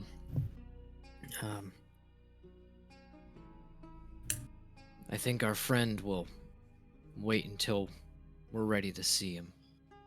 So we should go talk with Harla and see if see what's going on tomorrow and see what maybe the fastest route to Kertrold is. If I stumbled into Eric, his with tent yet. listening, Yeah, I guess to- Bro's not here at all for that. That's why. with Yeah. listening in on Well, what mission. Corzo and Yeah. the woman said, something about the battle. Would Mhm. I be privy to like understanding what's going on, being from So- here, or You don't really deal with the politics of every single area. Give me a history roll. But yeah, you're not. This isn't something that you're told to really worry about. You're more so checking in on like, do people have enough food? Things like that. Is there any curses plaguing your land? Shit like that. But with your history check, you do know that there is a lot of and this is something you do know. There is tension between Clan Durman and Clan Ancrate, which is your clan, but you're not really dedicated to them because you're part of the whole land as a whole. You specifically. What clan are we in right now? You are in Clan Durmond right now. okay. But we're trying to get to Ancrate, aren't we? Exactly. Yeah. Shit. Okay, so we probably shouldn't say anything about trying to get to Kertrold. I You don't know what that you're there's talking about. You know that there's a lot of inner politics between the clans depending on different people. But with your history check, you do know that Erenbjorn was at one point used to be Clan Durman's. This mountain range right here, and I'll move on over to the map so you can see a little bit better. But it's not much better. I need to get a smaller map for just Skellig here so you can see it better. But I'll kind of like draw it with my little arrows here. So first of all, you guys are all the way over here, which it should be pinging, but I don't know if it is. So you're right here on the end. Up here is where, and it's at that point, not where my arrow is where Erenbjorn is. And Kertrold is right about where this circle area is. Big old harbor here. But you know that there's a big mountain range that basically separates this entire section of Ard Skellig from the other. So from this mountain range this way is all clan on Crate. And then down here was Clan Dermond. But recently, well, within the last like 20, 30 years, this area has been taken over by a clan on Crate. And they're left to just this and to Unvik as well. So based off of that, you're guessing that they want to take this back. And it would strategically make sense because this whole mountain range separates it very strongly. In fact, that village is basically just a village. It has a lighthouse and stuff on it, and you know that. And it is a popular way that people will travel the waters to get from different places. But other than that, it's useless. There's not a lot of actual land on it. Okay. What period of time is this in the Witcher universe? It is before Cintra Falls, about 80-ish years before that. So let me get my exact date here for you. Eric, was the rest I of the party remember. under eye with Polaris and Corzo while they were talking with the young lady? Would I What was that? Would I've seen something in the forest that reminds me of what Polaris and Corzo were talking about with that girl? If I were in that conversation, I don't fully know who was there. So in the conversation with just Corzo and the girl, that conversation. Sorry, I was And like thinking Polaris, through things. but yeah. And Polaris, you were around. Yeah. Yeah, I was there You as could have well. easily overheard that. Give me a perception check. DC's like 10. Especially with Polaris. Like, because he was just very loud. Yeah, you heard the Polaris stuff. You didn't hear the rest of it, but you did see the girl kind of approach Corzo, and then them go off. And Sevatar was kind of like eyeing and looking around, but you definitely heard all the stuff with Polaris. Would I have seen or experienced anything similar to the runes in my hometown forest? Give me a history check. You have seen one before. Hearing and then kind of like looking up in the mountains up there and on the cliffside, you have seen one.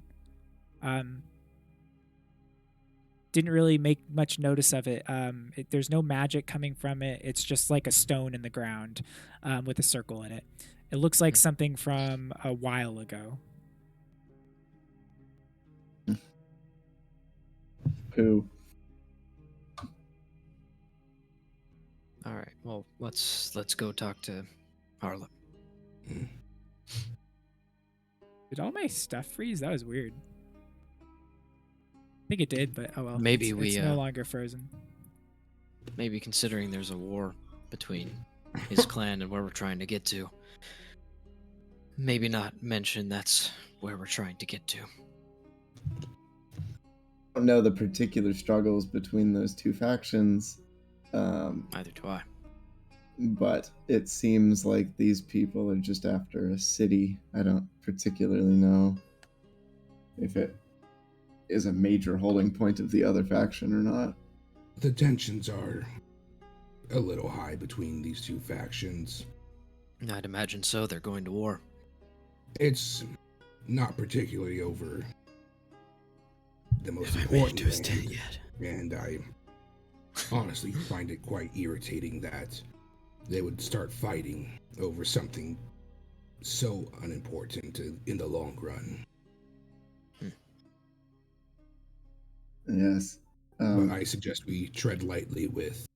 Do you imagine news of this attack, if it were to get successful, would make its way to the head of the other clan? Potentially also referred to as the king?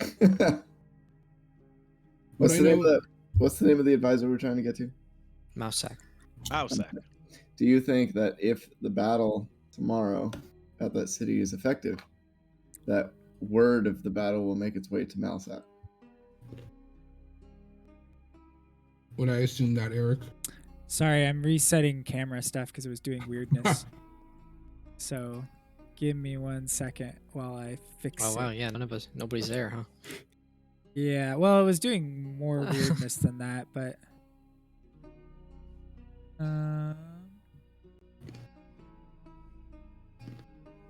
what is happening? Well, if it's a Ignore small that, enough okay. battle, like if they go to quote unquote war all the time, it might not be too. Yeah, they definitely have skirmishes all the time. You do know that land has been constantly hit, and this also has been constantly hit. Not sorry, you being Polaris knows that both of these two little villages have been hit repeatedly, and like little fishing skirmishes between each other. It's a normal thing. And that's why you don't really get too involved with all of the politics of everything. Would I know if this news would be heading like all the way up to Mousak, or? No, probably not. I mean, they're not. I mean, I guess it permanent would. enemies. I'm sure they all unite when things threaten the. Yes, that's exactly what they do. This is just when there's fighting. This is just like brothers fighting each other over land. Yeah, exactly. When they need to talk it out, or like all of the Jarls will actually work together on things. And that is a common thing. Again, they're not fighting each other's capitals or anything like that. They're fighting over these little pieces of land. It's actually what keeps morale up in the clans themselves. They use this as a way to help. Yeah, essentially, and to throw different parties and keep morale high within their own little communities. Keep them strong so they can fight back when really needed. That's mostly what it is, and you kind of get that sense from it as well. It's something that they do every couple years, another push in, and then fall back. Who knows if they're actually going to try taking it? Yeah. And everything's fairly civil about it too. There's not a ton of ransacking. There's a little bit, but yeah. Are you worried that like if they find out that we were involved in the fight or near the fight, that like we would be? Is that what you guys are worried about? Mostly worried about, well, one, we don't want to go through the fight, probably. That wouldn't be advisable. And I'm also worried, or Kozo is worried, that if we inform these people who are of the opposing clan that we're trying to go get to their enemy's side to go talk with somebody, they might not take too kindly to it. You guys are having this conversation by yourselves right now. Everybody is either gone off to their respective little housing area, or they're kind of like over by that giant trough of water, just drinking it up. In fact, you actually hear Harlip saying, "All right, clean up. Everybody go to bed." And people are kind of heading off. But you guys have your own little private spot right now to chat. Well, I mean, if we know if we know everything we need to know about the war itself, and I'm sure Polaris could get us to where we need to go as fast as we can. He knows the land very well. I could get. Would I assume I could get us through like to the city like with relative ease, like even if a fight was like going on? Not in the middle of a fight. You've not really done that much. You could take the ship around if you'd like. Well, I was also on the map. You said like where we're at is like the southeast area, kind of. It looked like the battle's happening west of us, and we need to go north. Yes, but north is the entire mountainside, which you can do. I was gonna say, are we able to get through the mountains? Is that a thing we can do? You could go over the mountains, and it might be faster. It's not something most people do, because it's definitely not safer and stuff like that. But you guys can. Yeah, you could definitely go over it. Would I Have know I any made it to kind that of, like, guy's tent yet? passages or anything? I mean, like, yeah, you did, but But would I know any kind of like, oh, like if we're going over the mountain, like we probably need to do like this or whatever? Or would I? give me a survival check.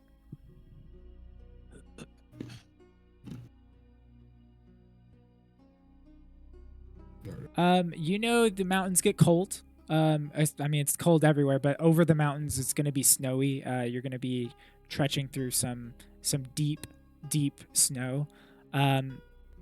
It's probably going to be about a day on the mountain itself, trying to get up and over it. But once you're over it, it's pretty clear and easy to go. There's Once we a get up lot top, of we can sled down. yeah. There's a lot of wildlife up there, like winter wolves and things like that. Some different ice creatures that you've encountered, and they usually stick to the higher peaks and stuff. Yeah, but Okay. you think it's doable? It'll save you guys probably about a day and a half, maybe even 2 days. I will say that if we are trying to reach, what's the city again? We were trying to reach. Caratrold.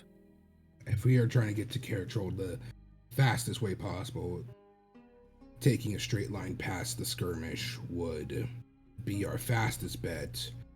It's not the safest one, but it's not deadly by any means. Well, to we're no people of strangers us to here. danger. What about the mines of Moria? Excuse me, sir. Are you mocking my people? I would teach you where the dogs go into the mines. Let the ring bearer decide. Sorry, let the dagger bearer decide. Bro, How, yeah, you are definitely how at the time. How fairly versed are you all with traveling through large amounts of snow? I don't know actually the landscape of my Adalia, give me a survival check. forest, dude. Ooh. We were in snow one time. Adalia, Adalia was here. We've had you- snow. Yeah, you've had snow. You could Not high tell that elevation. it's yeah. You could tell that this is higher elevation and that this is definitely thicker. It's colder. There's less oxygen up there. I know how But to light a you're fire. like you're fine. You're pretty confident you could survive. In fact, part of you is like, I'd rather go that way. It won't necessarily be easy, but if it's fastest, then I'd say we should do it. I am fairly versed at making fires and building forts. Well, this won't be a little camp out, but I'm sure your survival skills would help a lot. I'm talking rabbit holes throughout the forest to get from one side to the other. Well, then I guess we don't really need to talk to Harlip then. I need my bolts. Right. Forgot. They'll be quick though.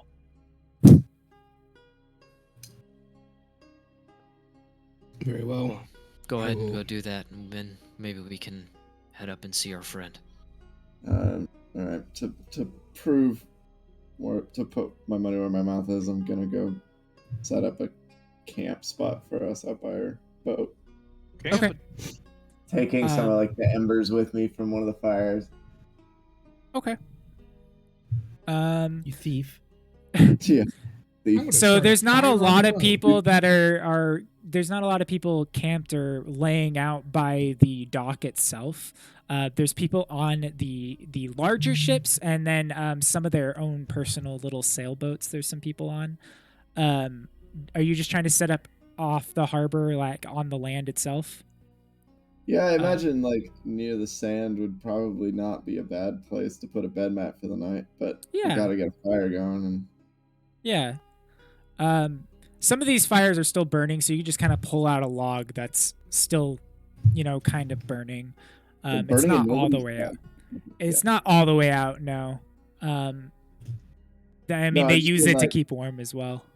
Yeah, if anything's burning, there's probably people around it. So I'm taking like Yeah. embers from one and starting a new somewhere else. Yeah, perfect. Flattening the land and shit. With your survival that you've already rolled, you set up a nice little spot. It's just kind of off the beach side, basically off the coast side there. And I'm trying to get information for Broy here, but for some reason, was I looking at the wrong thing? Meanwhile, I'd like to attempt, while I'm waiting for everybody else, to craft the red fox fur that I've got into something that's like more wearable and not just a fur. Maybe a parka. Ooh. Hmm? How First Nations of you.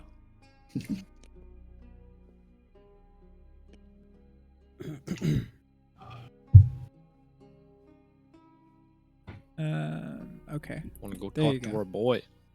Okay. Broy, you are kind of stumbling over towards the tent itself. And you see him as he's kind of like pokes his head out and he looks, hello. Yes. What can I help you with? I wish to discuss with you as to why or wherever you're going to. We're To come to your tent. headed off to take over some of the land that's rightfully ours. I see that. Aaron Bjorn, I don't know if you've heard of it. No, I'm not from these parts, unfortunately. It's not your cause. There's no reason for you to join us. But if you'd like, it's just north of here. They have the lighthouse. It's the last city on this mountainside. We're on this mountainside that belongs to us. This is an important farming area for us to get some of the lumber for our ships. We want it back. That's fair. That's a fair. Especially with everybody that's come over here from Undvik. We need a new place.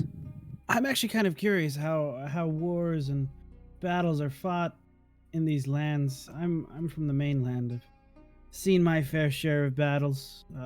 I'm sure you've heard of the Battle of Kestrel. Yeah, I heard King almost died there.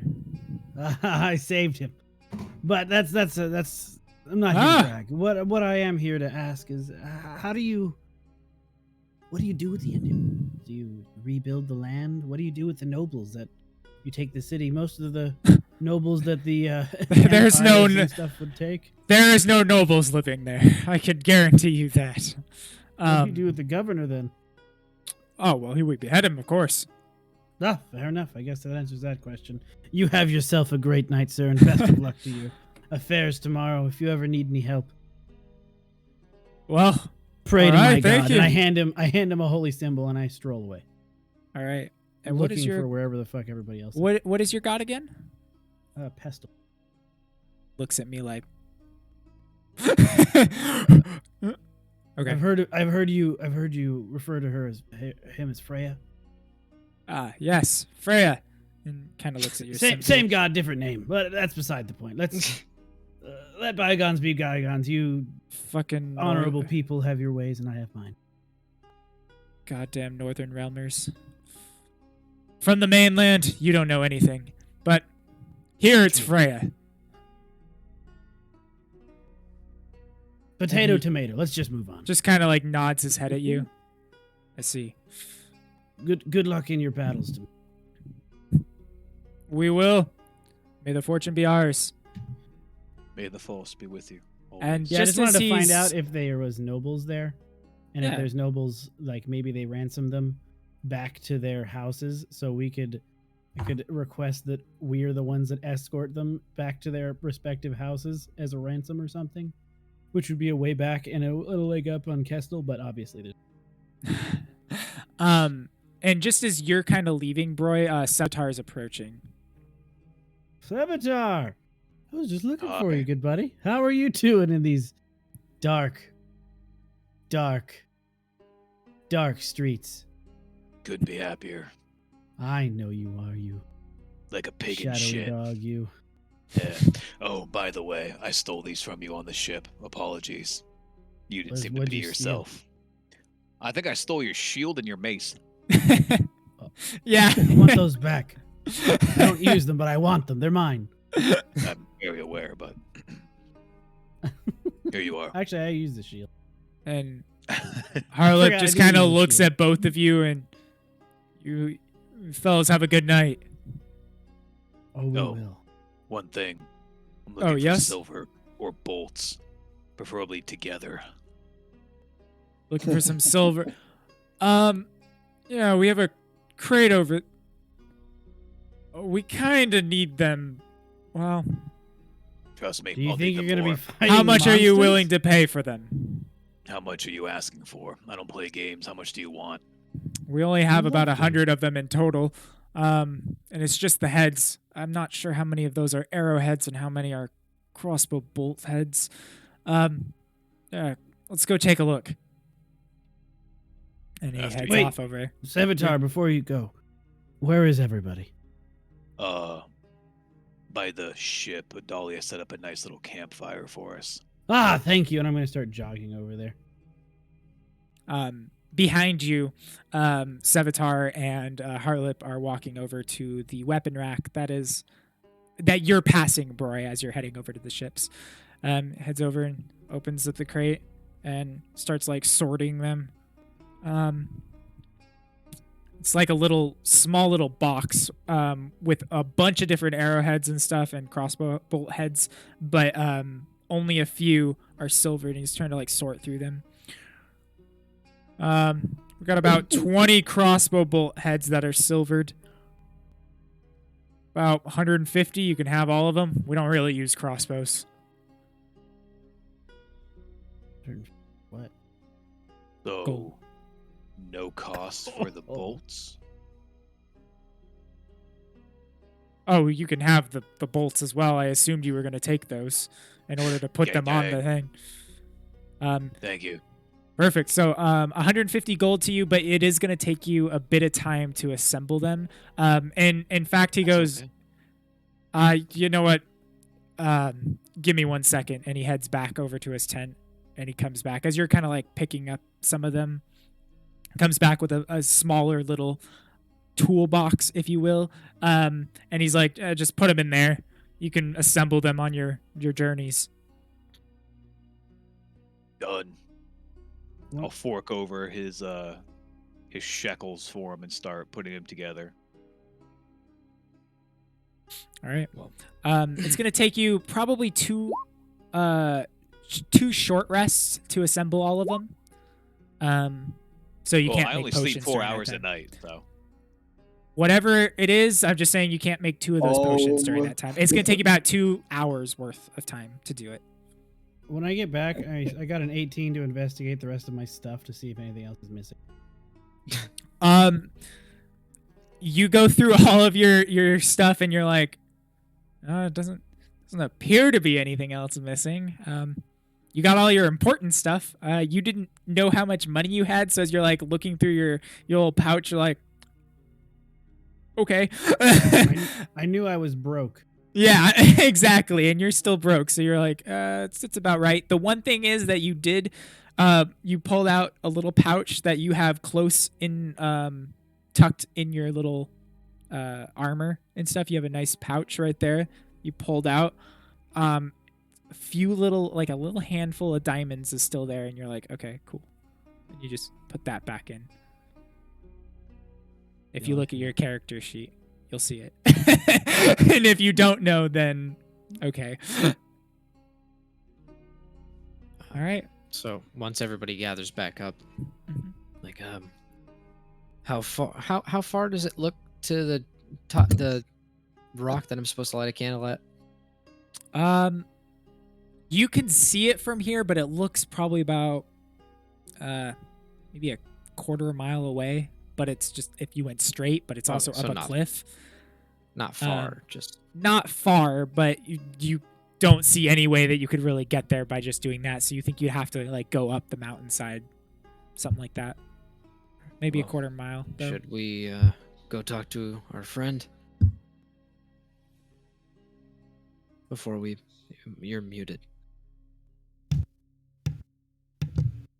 Like I said, I'm dying to find out who he is.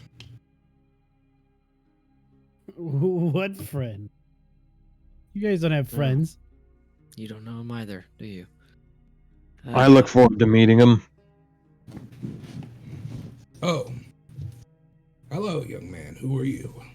Yeah, who are you? This is Shikara. Wait a minute. Who are you? As This everybody just turns and looks at this random stranger that's here. Some of you know who it is, and some of you are completely lost. He's We're just picking up random people now. I mean, I he's a guess. friend of Vivian's. Where did Vivian go? She had some stuff to take care of. Where? We're on an island she doesn't even know. Yes, but you know her capabilities. She can Dance? She can She travel. danced away. I got a 25 to insight. She can travel quite easily. I got a 25 to insight. I can smell your bullshit from here. Roy. Yeah. When I'm not saying I'm gonna know what he is. I'm just saying I No, know no, no. something's up. Yeah, when you, Chikara, what was your deception? First of all. I'll roll it now. Okay. Can you check my sheet? I don't know the mod for that. It might be Yeah. a 12. Plus 12 to deception. Lex. It's a 9. Okay, I did not expertise it then. That would be a 28. Okay. Roy, as you hear it and you're like, I mean, I guess, yeah.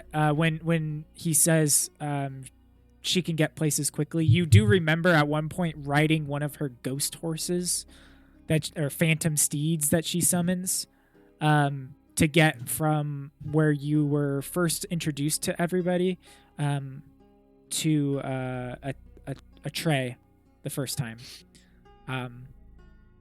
And you know that thing moved fast. So you hear this and you're All like, right. I guess, still very confused. Where would she go? You can't ride across water. And you're her friend? How do you know her? One of her contacts here in this area. Are you from this area? Polaris, as you're looking at Chikara, meets a lot of the descriptions. You know, Young, he's innocent, no ready to be wed. pretty muscular. Has a lot of furs on right now. Looks like they could swing a sword quite well. Has a pretty large sword on his back. Looking Yeah. very submissive him? and breedable. Yeah. This one's a him. Yes. And Like we all are. Are you a guy or a girl? Chikara's a dude. Jakar. Okay, I didn't know. I didn't know if Yeah. you were a dude or. And he is not submissive and breedable. He is dominant and breeding. Yeah. He definitely, the personality traits kind of mesh with most of the people here in Skellig. You're like, could easily be. You know, not that you've met them, but you haven't met everybody, Yeah. so. Of course. Fair enough. I guess if Corzo's comfortable with us all sleeping near you, I'm fine. Very well. Not to mention, I don't think our friend that we're going to go see will have any problems remembering me either. How do you know this person? We go way back. Well, I've only known you all for, I don't know, what, a week now? You're all still surprising me with new shit that I never thought I was going to see, so... That's fine. Let's I've keep only the known ball them for about rolling. 3, so. You have no idea. Don't think our friend would have a problem with the newer members of our group here. Well, I want to make a Joining friend, so along. let's go meet him. Maybe he's heard of him. All right. Well, Let's. off we go. Did we get a Follow long me. rest? I was just there. And we get there. So is everybody going, first of all? For sake Did of we- brevity. Is this before the rest or after? This is before the rest. Okay, I just want to know for resources. Is everybody going? Yeah. Dahlia? I assume so.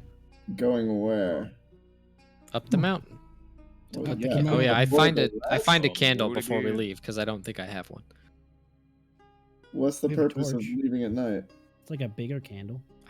Don't know that More he. wolfies to fight. I don't know that he'd show up during the day. But doesn't your like darkness things attack at night? Don't worry, baby. I'll keep you safe. It's only a quarter of a mile. You're a baby. We could see it from here. It's right there. Let's just walk over there. All Not to right, mention, let's go. not to Yeah, mention, from right. what Vivian Oh, tells me, you could that wait here. thing. I'm the light bringer, damn it. from what Vivian tells me, it's not like daylight has protected you from assaults recently. Didn't you just have to deal with a sea dragon in the middle of the day? How do you know? No, that was about also night. I just told you, as Vivian tells me. Were you not listening? I'm just confused. All right, so Adalia is the only one I'm not positive is going I'm or going not. to tell the group no, and then like watch them from a distance. That might involve a stealth roll. Okay, cool. So as everybody Does starts to Adalia head not know off, who this is? Has Adalia not met Roland? Well, in Adalia theory, met only you once. and I know it's, and only you and Oh, I made the I rolls guess- to know it's Rolam. In I theory, guess that's true. Yeah, I have What no do you idea got? what you obviously roll them. I guess that's true. all right. So as Polaris starts to lead you guys up, Adalia stays back. She looks at you guys and says, "I'm gonna tend to the fire," and she's making I'm sure just it trying not to stays say good. his name. I don't want to. I don't want to give him away. yeah, same. I have avoided outing his identity. And you guys are following Polaris up through what looks like a pretty, normal trail for the most part, heading up, and it seems like some sort of logging trail. And then off to the right, all of a sudden, Polaris kind of, and I'm using your same perception from before so you don't have to remember any of it. So you knew this whole pathway with your perception from before. As you're approaching one of the trees, you kind of moves it back, and you guys can see this very, very small, animal trail. It has a little bit of snow on it, but not too much right here. It is muddy, and it's not raining today as well. And he kind of gestures and says this way, and you guys all start following up, and you get to the cliffside where you are now standing in front of that stone that I've popped up a few times.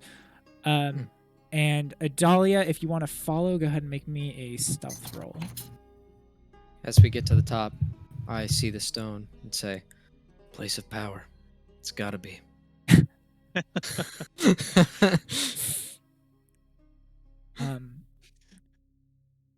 Adalia, you're following them, and you're stepping on some pretty loud pieces of branches here and there, and the rest of the party kind of turns back. Not all of them, but periodically they'll turn back and they'll see you following, but they just kind of ignore it. If I see her following, I'm like, "What are you doing?" Okay. I get behind a tree and say absolutely nothing. Okay. What a weirdo. No, Yeah, well, Vivian mentioned that one's a little antisocial.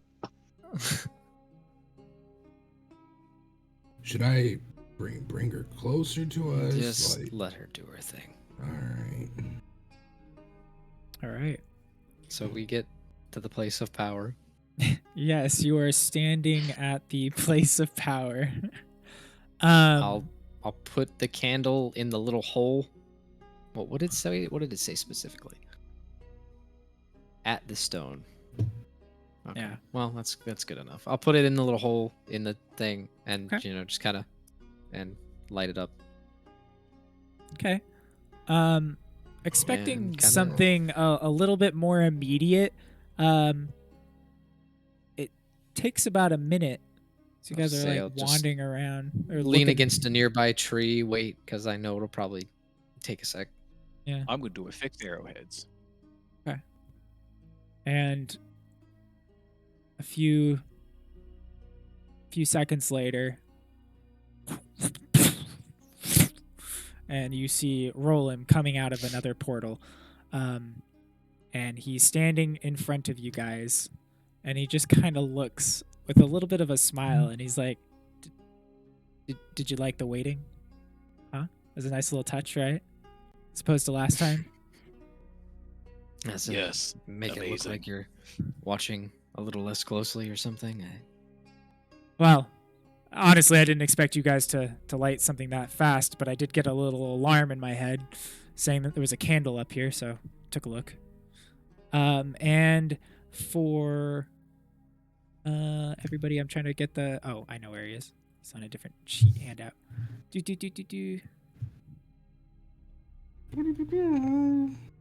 This man who's cloaked unreveals or pulls the cloak down and is standing there, and he looks at everybody and he's like, so I managed to get myself a new job. Really? I did. Want to know who I'm working I knew for? you'd land on your feet. You've always been very cat-like. Something you and Vivian share in common. Vivian. Or was it Vivon that I shared this with? I can't remember. They're twins. Yeah. From up here, they look identical to me. I see. Well, it's good to see you. What is your name again, by the way? You're terrible. You don't know his Takara. Shikara. Okay. Polaris kind of looks at you, and you getting caught off guard, like, how do you know who I am? Looks at you a little like, huh. Didn't see you getting mixed up with these Witchers over here. Looking at Sevatar as he's just kind of putting together a crossbow bolt right now, and Corzo who's leaning up against a tree. I'm just ignoring this fool. I see. I got priorities. And who might you be? My name is Rolam. I'm not from this land, but I kind of know what's going on. Call me the Spy Master. Is this where you got your new job here in Skellig? Not so much. In fact, and he pulls out a well, I guess I can pull it off right here. He pulls out a circlet. And I can find the correct spot. Here? Yeah. Pulls out a circlet, and it has some gems encrusted into it. And he looks at everybody and he's like, Chikara, you'll probably want this. And it hands it to you, Chikara. Go ahead and give me intelligence checks. Corzo, Chikara. Oh, Jesus, just you two. Yeah, the two of you make me a intelligence check. I'm working on it. I'm currently in roll 20 again. Okay.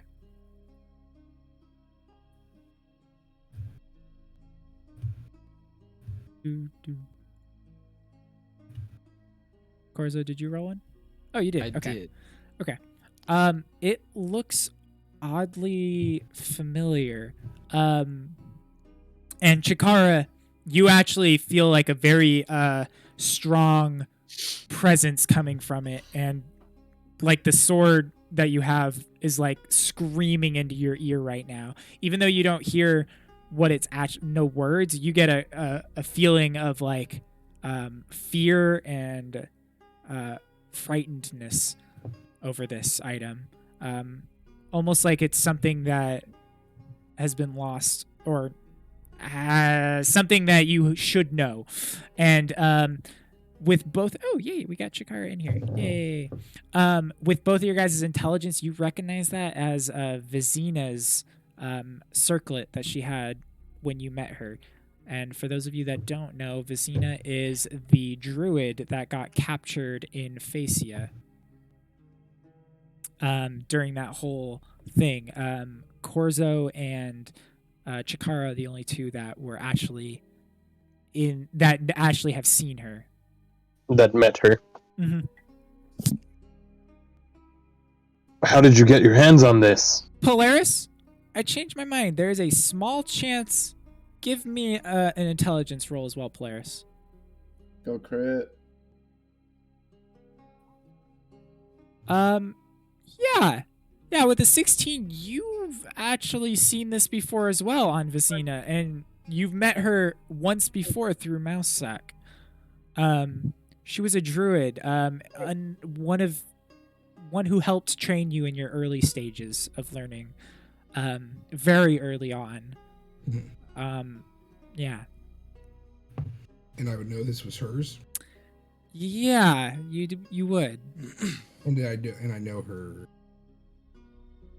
What's going on with her? No, or...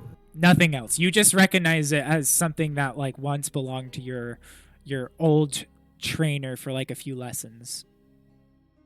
Taught you a little history stuff and things like that. Okay. How did you get your hands on this? Let's just say I have found myself in working for some powerful people. And somebody wanted you guys to know. I'll tell you this. You can't trust everyone in the Brotherhood. Yeah, no I was shit. told not to Trust trust anyone. Tell anyone us in the something we Brotherhood. don't fucking know. I like how we all pipe up here. It's like, yeah, no fucking shit. Tell us something we don't know. Anyway, I can't. So give where you is too she? Much. I am not quite privy to that information. I will say this: if you can take this to the Ulve in Freya's temple in Hindersfall, I'm sure you'll get some more information. Somebody that can track this better. You might be able to find out where she is. In fact, that's kind of why I was sent here. Somebody wants her back. Let me. Inside of 21. Okay.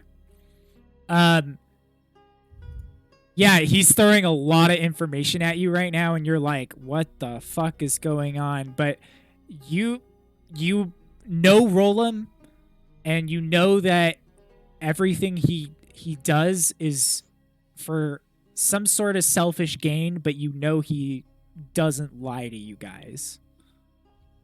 So you believe what he's saying. Very well. Powerful If- people that you found yourself under the employ of. Ooh. A simple question. I expected a little bit more from you, Corzo. I guess straight to the point is all you need.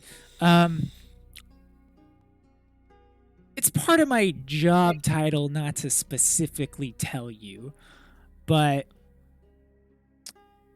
if you take this over, honestly, I believe I'm not telling you for your safety, not my safety, just so you know. But take this to Ulve. She'll know what to do. Where If it'll help us find her faster, I'm good. It should. Make sure no harm comes to this, because if what my employer says is accurate, the Ulve will have some powerful magic to be able to trace this and figure out exactly where, or close to where Vicina is located. Right. I'll cast message to Corzo and say, not if we put it in a particular safe box. You can teleport accurately across lands? I can teleport to specific spots, and you are that one retired cleric, right? Retired? My bad. I'm sorry. You don't You got out of retire the from the grace Brotherhood of a while God. ago, didn't you? Oh, yes. I thought you were a bird. Those are my younger years. That was a Um, beard. you saved. What was his name? You saved that king, right? Yes. The one of Redania. Yeah. His son still owes me one. All right. Well, you better cash that in soon before they forget about it entirely and you're left alone. I'm just gonna tell you that right now. You don't I want to don't hold believe in on to personal favors gain. too long, but you do want to pick the right time. True. But I'll let you on a little secret. And he walks onto the other side of the stone. Do you follow, Broy? Sure. He points out at one of the things. See that right there? That is a scrying rune. I can scry from that if I choose to. And you see that one right there?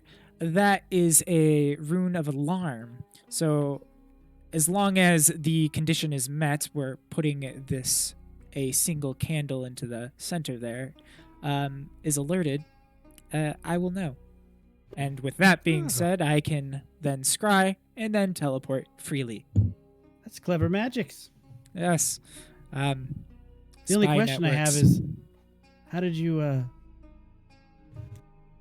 get here the first time? That was a journey. Did not come in one teleport, I can tell you that. Believe that. Well, Where to have the in- respect of everyone else that I've grown accustomed with, and the newcomer who apparently knows Vivian. But I look forward to working with you, I guess. I don't know. He kind of looks over at Chikara. Just kind of... Not my secret to tell. Secret. Yes, everybody has one. I'm sure you've got quite a few in there, don't you? Pay me the right price and I'll tell you it. I'm completely broke. Wasn't this the guy that gave us information we already know too? To a degree. He gave you Yeah. information. Let's You just had say that, suspicions. yeah. Where in Hindersfjall is this temple to Freya? Let me... Well, Hindersfjall is a whole island, right? Hindersfjall is a whole island, yes. Yes. Gotta narrow it down a little bit. Yeah, I realize. It's the most popular location. Everybody goes there. It's more in the center. Polaris should know exactly where it is. And yes, you do, Polaris. This is the largest temple to Freya on all of Skellig. A lot of people go there. Yeah, it's very popular. And if you ever need to get in contact with the Ulves, you know that that's where they'd be located usually. And just wanna... I don't think I have the map, but...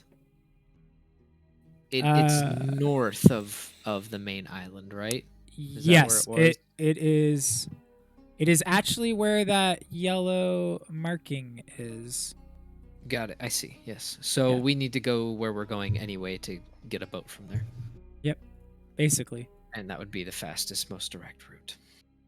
So we will head to Kertrold, talk to Mousak, and then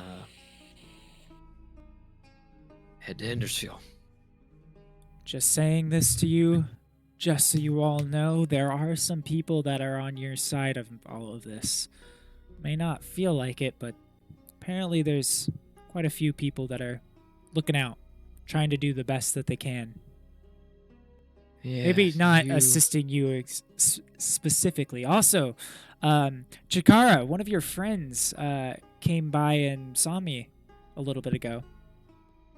I believe it was also one of your friends, Corzo. Actually, may have even been yours, Sevatar, for a short amount of time. Remember in Vari? Yes. Vaguely. And sorry, that son of a bitch. Damn it, Adalia's Yeah. all the way on the other side, so I haven't seen Adalia. Let's just say he is,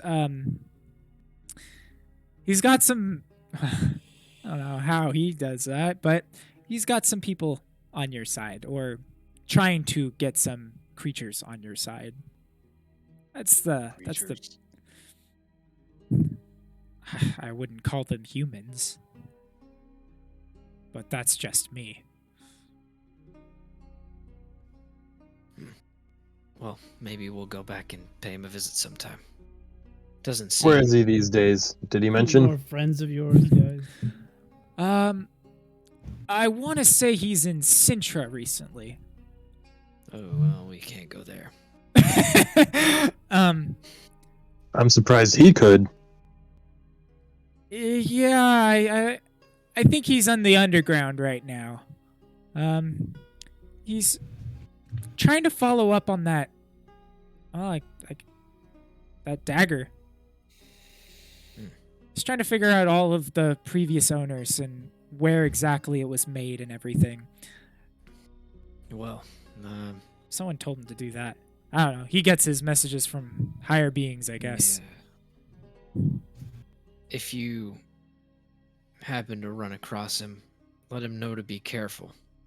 There are creatures or entities after this dagger. What's so special about it? Not sure yet. The right price we could answer. Chikara. Well, why don't you mess around with it, see if you can find anything interesting on it. We will for a price. I don't want to know. I mean, I do. I really want to know, but I understand everything costs. How about this? If you tell me everything about the dagger that you don't know yet, I'll give you 500 gold. Sure, I'll give you one good one for 75. How do you guys have so much money? What an interesting barter. I don't. What are you offering, Sevatar? Well, 75 gold, and I'll tell you something that we don't know about the dagger. When you figure out why everybody's looking for that dagger, tell me and I'll give you 500 gold. Simple as that. Sevatar obviously doesn't like information. You haven't ever encountered any... I have information that you need. No, I don't know. I described the blue creature that we encountered on the boat. That was looking for the dagger. Give me an intelligence check on that recall. Should have sold him that information. He looks. I thought we were past this. Honestly, he's paying for the information game. Yep. It's his game he started. I'm just playing. It's pretty. You don't work for the Brotherhood for free. Interesting, to say the least. And they did run no any- harm to you whatsoever. Wow. Well, not exactly, not directly. So he's just a messenger as well. That's a Yes. powerful messenger. Anyone that can teleport like that. And he kind of like looks at himself a little, gives himself a little pat on the back almost. Feeling. It's like, Fuck this guy. But he didn't need a rune to do it. Oof. That's curious.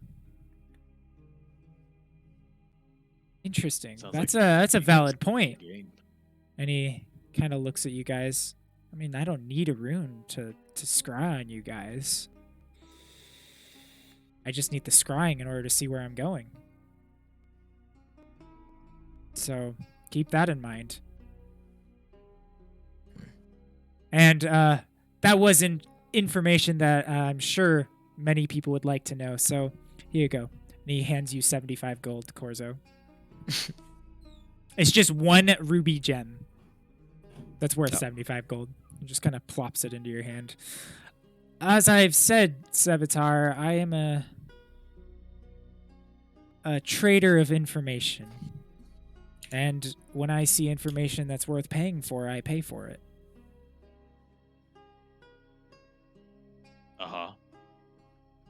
Anyway, if you find anything about that dagger, let me know. And you can always get a hold of me with any of these other stones. They're located throughout the islands and throughout some of the mainland as well. I'll mark them on your map for you. You'll have to find them. Some of them are in some obscure locations. I thought they'd be a good little spot. I can call it my own network. You use something that's already around, something that people can recognize but don't know what it is. Well, if there's nothing else, I think we need to get heading to the city. I see. Well, nothing else from me. Remember, tell the Uwe that you have this. And give it to her. She will know exactly what it is and what it's for, and maybe we can track it better.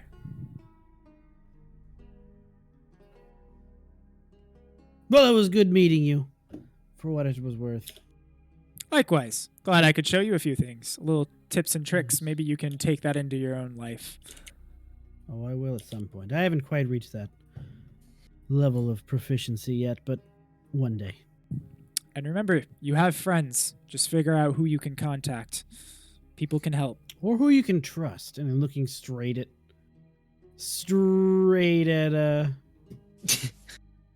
Chikara? At our good old Sevatar right now. Okay. Oh. That makes more sense. I was like, okay. You were sleeping. And as you're staring at him, Roland kind of gives caught you Sevatar a sleeping. look and goes, I know the feeling. People don't trust me either. Yeah, for good reason. And Oh, you've stolen shields too, I see. he kind of tilts his head down at you guys. Good day. And this time he actually pulls out the sword, and you can see a little bit of energy coming off of the sword, and it shoots out and creates this portal. He didn't do take that it. before. And then he slips it back into his sheath. Now you're just showing off. Oh, don't worry, I had a line. And he turns a little bit and looks at you and actually points his finger right at you, Broy, and you hear a whisper in your head. He says, "Oh, absolutely." Absolutely. And he's like, "I love my new job," and he heads off. I wonder how much we could have paid him just to teleport us up to that castle. I would want it anyway. God, sorcerers and mages are pretentious as fuck, aren't they? What? Is this why you took my shield? No. You just wanted to hold it? Oh, don't worry. He doesn't mean it. He's just prickly like that. So, Vivian tells me. He tells you Talk to everything, doesn't Vivian she? often? We had a bit of a debriefing when we met tonight, yeah. Now, Like a tagging in kind of situation? I mean, yeah, she asked me to help you guys while you're here. I kind of went over that. You really don't listen, do you? Oh no, I just don't trust. now, this gentleman. I've been burned already. It took my damn shield.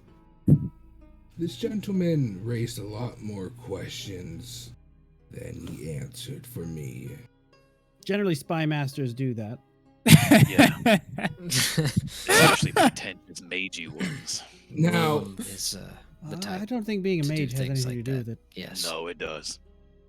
now, I would like to know, my biggest question for you all is, what did you do to piss off the Brotherhood? I'm not particularly a fan. Oh, I can tell you that one. They ignored them. Yeah. I've never seen anyone do this before, so I'm just along for the ride. I'm curious. I have a little bit of leeway. I'm sure they won't kill me, but I don't know about them. Yeah, you know how like when a toddler throws a fit because they want attention and you don't give it to them, so that they're just pissy for the next year or two? Yeah, Yeah. they're the toddlers. Yeah, I'm glad you put that one together. Very good, Roy. No, I mean you guys. You pissed on God. I, more than just ignored them, they stood them up. Literally flipped them the bird. For Some things that Polaris and Broy you noticed about Roland, he is some sort of elf, but he does not look like he's from here at all. Like, you guys have never seen an elf like that before. And he said that he's not from around here. But you initially were thinking just like Skellig, but looking back, you're like, maybe he's talking about this, like the Northern Realms itself. Like, he has no connection, or he's got connection, but he has no like issues with staying hidden and staying away from the Brotherhood and being out of all these different grasps. He's got no ties to these things. So it's interesting that you've never met somebody that literally does not have a connection to this stuff personally. So especially a mage. So are you guys now wanted by the Brotherhood? I don't think so. Not necessarily. I mean, I'm sure they wouldn't be too happy if they ran into us, but I don't know that they're necessarily looking for us. And if we were to go back to the mainland, you guys would be having a hard time moving around, or No. So this is like, think of it like, do you know what the Brotherhood is? yes, All the way out here? That surprises me. It's like the shadow government. Think of it like that. It's a bunch of rich assholes who just got together and, kind of the chess masters, if you will. Obviously, they're I've gonna traveled a bit before. Yeah, if they're gonna do anything, they're gonna send like assassins or something like that. They're not gonna like sick an entire kingdom on us. That'd be too obvious. Then the common. Why folk. do you think I'm here, Broy? You don't touch my goddamn shield. I'm sorry, I said that wrong. You don't touch my pillow damn shield. All right. Well, with all of this, after what happened tonight, I can guarantee you Musak will be entertained to meet you all at the very least. Quick PSA to whoever has their phone on vibrate on their desk, you're giving me whiplash every time you get a text.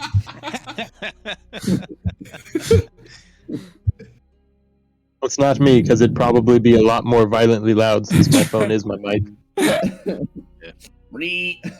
Yeah, Broy is now as untrusting as ever, and is going to be, his morning routine is going to consist of checking all his shit at this point. Hey, Broy, check your front pocket. Why? Is that your card? What? You now find a frog in it. What's in my front pocket? Maybe we should go get some rest. Or, Indeed, it is almost the hour of our departure. I would say so. My one other thing, though, is on the map, if we go just directly towards the mountain, we wouldn't be going through the battle, correct? That is accurate. Yeah, you could basically go just straight north from where you are Then now. never mind. We're fine. Completely ignore the battle. I was going to say, if we have to travel through where the battle's going to be, maybe we should just leave now, take the exhaustion, and get ahead of it. But we don't need to. I'll put a map in Discord for you guys that breaks down each island individually a little bit better. So I'll do that later. Anything else? Well, if you see a spot here that you'd like to call it a night, I can give us a little bit of shelter. We have a spot over by the ship. Adalia, who's probably still in the bushes over there, made it for us. I actually don't hear that because I already whispered to the GM that I'm gone. Okay. So at some point we watched you walk away during that. Well, the type of shelter I'm speaking of would protect us from the thing Roland was warning about.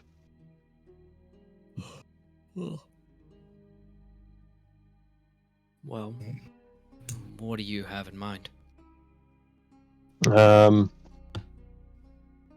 Give me about 10 minutes. Well, we should probably go retrieve Adalia if we're going to spend the night in some magical something.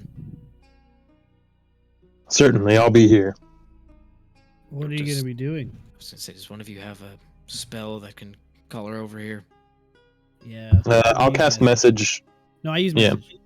I use message faster. I'll start ritual casting Lehman's tiny hut on the flattest part I can find around here. Dahlia, roll me a percentile. Yeah, right. How would you do that in D20? Did I just do 100? Yeah, it's There's just a a D100. D100. Hey, look at that. They catch you when you. Who am I feeding Not magic me. to? Who's It's Daniel. echoing? It's Daniel's. What? I'm echoing through echoing. your mic. Damn. Interesting. Part of my new desk setup is a new mic setup. So as Adalia is walking down the mountain, you hear a whisper, Adalia, and it catches you off guard for a second, and then you're like, "Oh, it must be Broy." But you were like right on the tail end, and you actually start hearing it in like a half a sentence, and then you stepped out of it, out of range. You heard, well, Broy, what were you gonna say? Come up the hill. It's literally all So I was gonna okay, say is come so up you the heard hill. come up, Yeah. and Come. then it just disappeared. Come. And you know that you can whisper back. Yeah. Well, he's not in range. Yeah, you know if you're within range, you could whisper back. I just start asking him if he's okay or what's going on, and then with the no responsiveness back, I imagine there's no responsive No. back because of the cutout. I'll make my way up, but assuming that they're in danger, so eventually I'll be like peeking around trees. Okay. And then swirling my way up to the group. At some point, you hear another one from Broy because he was like, "What the fuck? What? I sent the first one, no response," and he sends another one because he knows that it connected.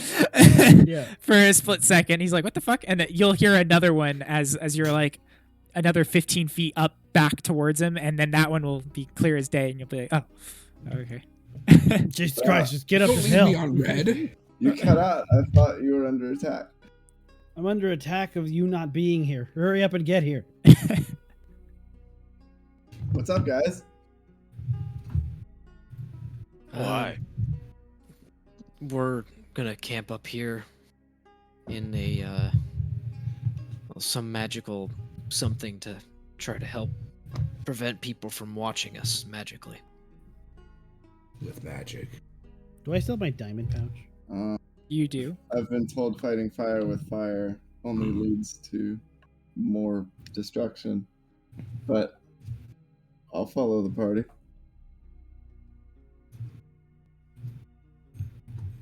All right. We will camp here. So After 11 minutes, I cast Lehman's tiny all hut. right. So after a little bit of time, this transparent fortress, not fortress, but little tent thing starts to form up with a little flap that you guys can walk in and out of. Corzo, did you retrieve that candle back? I didn't up to this point, no. Okay. I just checking. Okay. Yeah, with that, you guys have everything. Yeah. Well, I suppose I can. I don't. I was just I'm wondering. gonna Just take wondering. it or leave it. When you cast the spell, you can choose what color to make it. I'll make it like match the greenery here. Okay, so it It'll kind of be- blends in with it's- the trees. It kind of looks like some Corzo, do you shrubs. go grab the candle? I guess not. No, I didn't think Yeah, about it. I forgot. Yeah, if you leave, Broy knows you left the candle, and what he also knows, he's like, you know what, that guy was kind of a dick.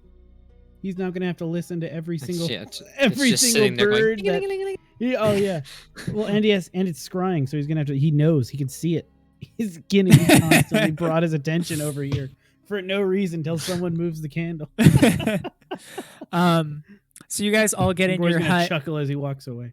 and you guys are going to watch through the hut and slowly see that candle burn out.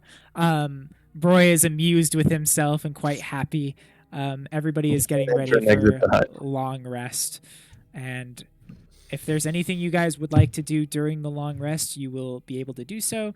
But you will get your tiny hut long rest without anything interrupting it.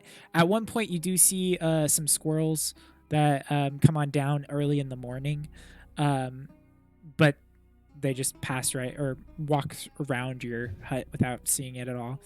And with that, you guys are going to get a long rest, and we will pick up this session as you guys are going to cross over the mountain next week, next Tuesday. So yeah. Hi ho. Yeah.